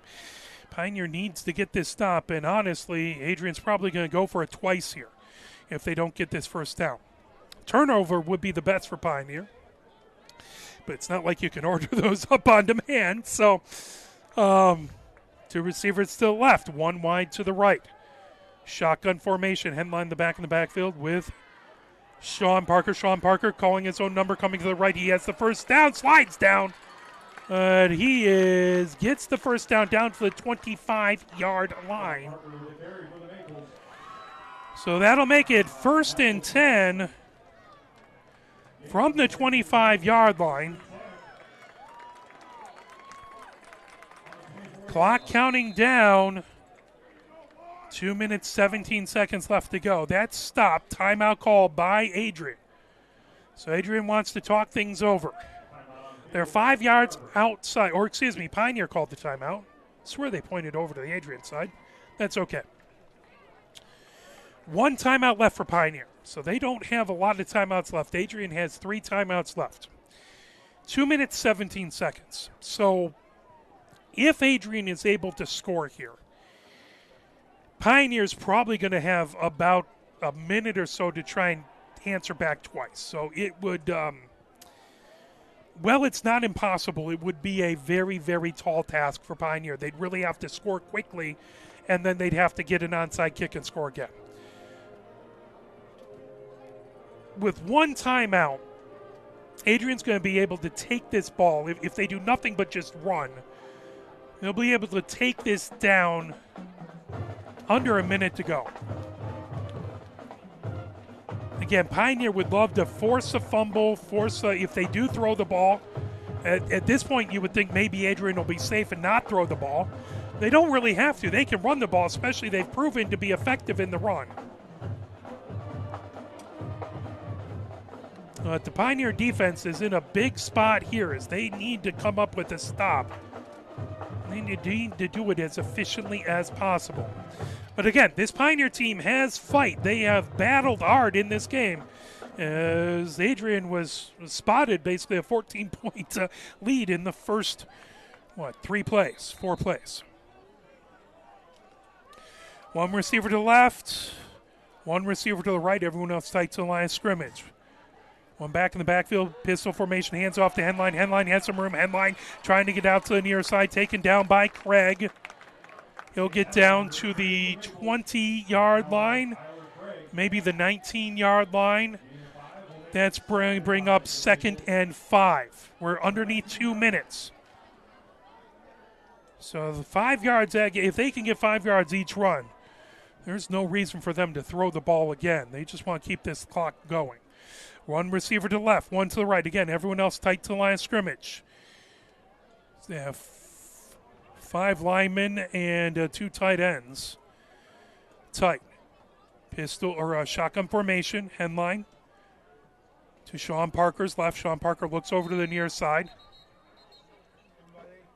And then timeout called by Adrian. So Adrian wants to talk about it with 1 minute 30 seconds left to go. Again, now the clock is, it was an issue before, it's really an issue now. As at this point, Pioneer with 1 timeout. If I was Adrian, I wouldn't throw the ball, I'd run it. If you can be efficient, if you can try and get that first down, and even if you don't get the first down, you're killing the clock and make it hard for Pioneer. And with that jumbo package, they have been exceedingly efficient when they've had Sean Parker under center and having 2 backs behind him and a 3rd back behind him. That has been very efficient in short down situations. Adrian back out. Couple huge downs for Pioneer trying to make the comeback. One receiver to the left, one to the right. Henline again in the backfield to the left of Sean Parker. Sean Parker has shown he has the ability to run as well. Everyone, even safeties within 5 yards of line of scrimmage. Henline trying to come to the near side. Craig again taking him down. I believe that was Wilson getting him from behind. That right back to the line of scrimmage. And there's going to be a timeout now for Pioneer. So Pioneer makes it 3rd and 5. They call their last timeout with 1 minute 18 seconds left to go. So now there's probably no way Adrian's going to throw on this one. You need to get the stop, and you need to try and stop them as close to the line of scrimmage as you can. Because if it's 4th and 5, maybe they do think about punting it and just taking as much time off the clock as they can and making it tough for Pioneer. If it's 4th and 1, 4th and 2, where they're at on the field, that would be about the 14-yard line. They'd probably be fine with going for it, because even if they don't get it, that would give Pioneer the ball deep in their own zone. So we're probably going to see 2 runs in a row, unless Pioneer really, really makes a stop or even makes a tackle in the backfield on this play.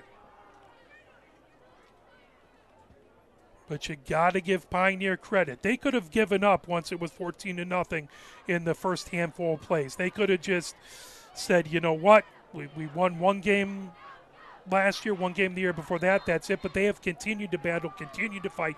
They've shown some heart, and they're going to have to show a lot of it right now. 1 receiver to the left, everybody else tight to the line of scrimmage. 2 receivers to the left. Again, safeties maybe about 8 yards back now. Now everyone creeps up within 5 yards. Hand off to Henline, trying the left-hand side, and they're going to mark him 2 yards. That's going to bring up 4th and 3. 4th and 3, 4th and 2, depending on where they spot this. McCoy with a big stop there. 4th and 3. So the clock is underneath a minute, 54 seconds and counting. Now, Adrian does have 2 timeouts, so you figure they'll let the clock run all the way down and take a timeout now to leave Pioneer with as little time as possible. Then the question is, do they try and punt it into the corner or do they run it? At this moment, looks like they will run it, but they're going to call a timeout right now as soon as the play clock hits 0. And we don't have the officials keep the play clock there. So there's a timeout. One last timeout for Adrian. Boy, this is it right here. 4th and 3, 26 seconds left to go. Adrian's going to try and dial up something to either get this first down or at least get Pioneer a long way to go. There is under 36 seconds, 26 seconds left to go. If Adrian gets a first down here, it's over. If Adrian scores, it's over. If they're able to kick a field goal, there's no way Pioneer with that little time left. So Pioneer needs a stop here, and then they're going to need some offensive heroics to get the win. Now, it's possible. They're still playing down to the very end of it.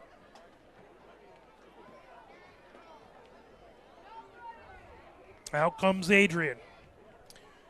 This is the game for Pioneer right here. Offense out on the field. They don't have their big set.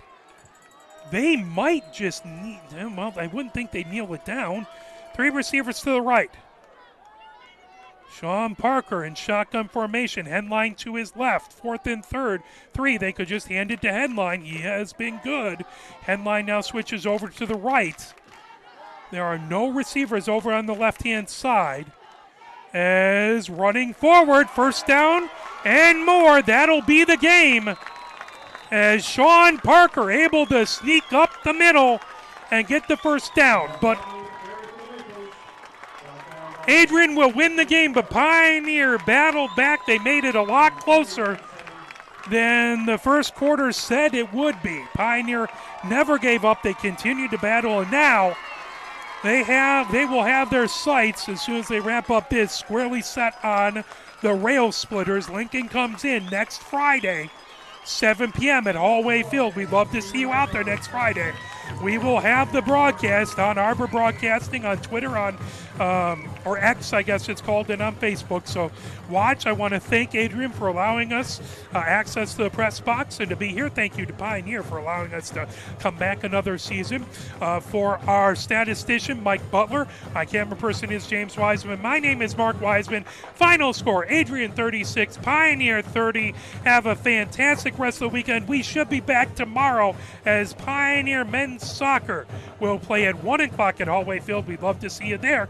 We should have that broadcast for you at Arbor Broadcasting. Thank you very much, and have a great night, everybody.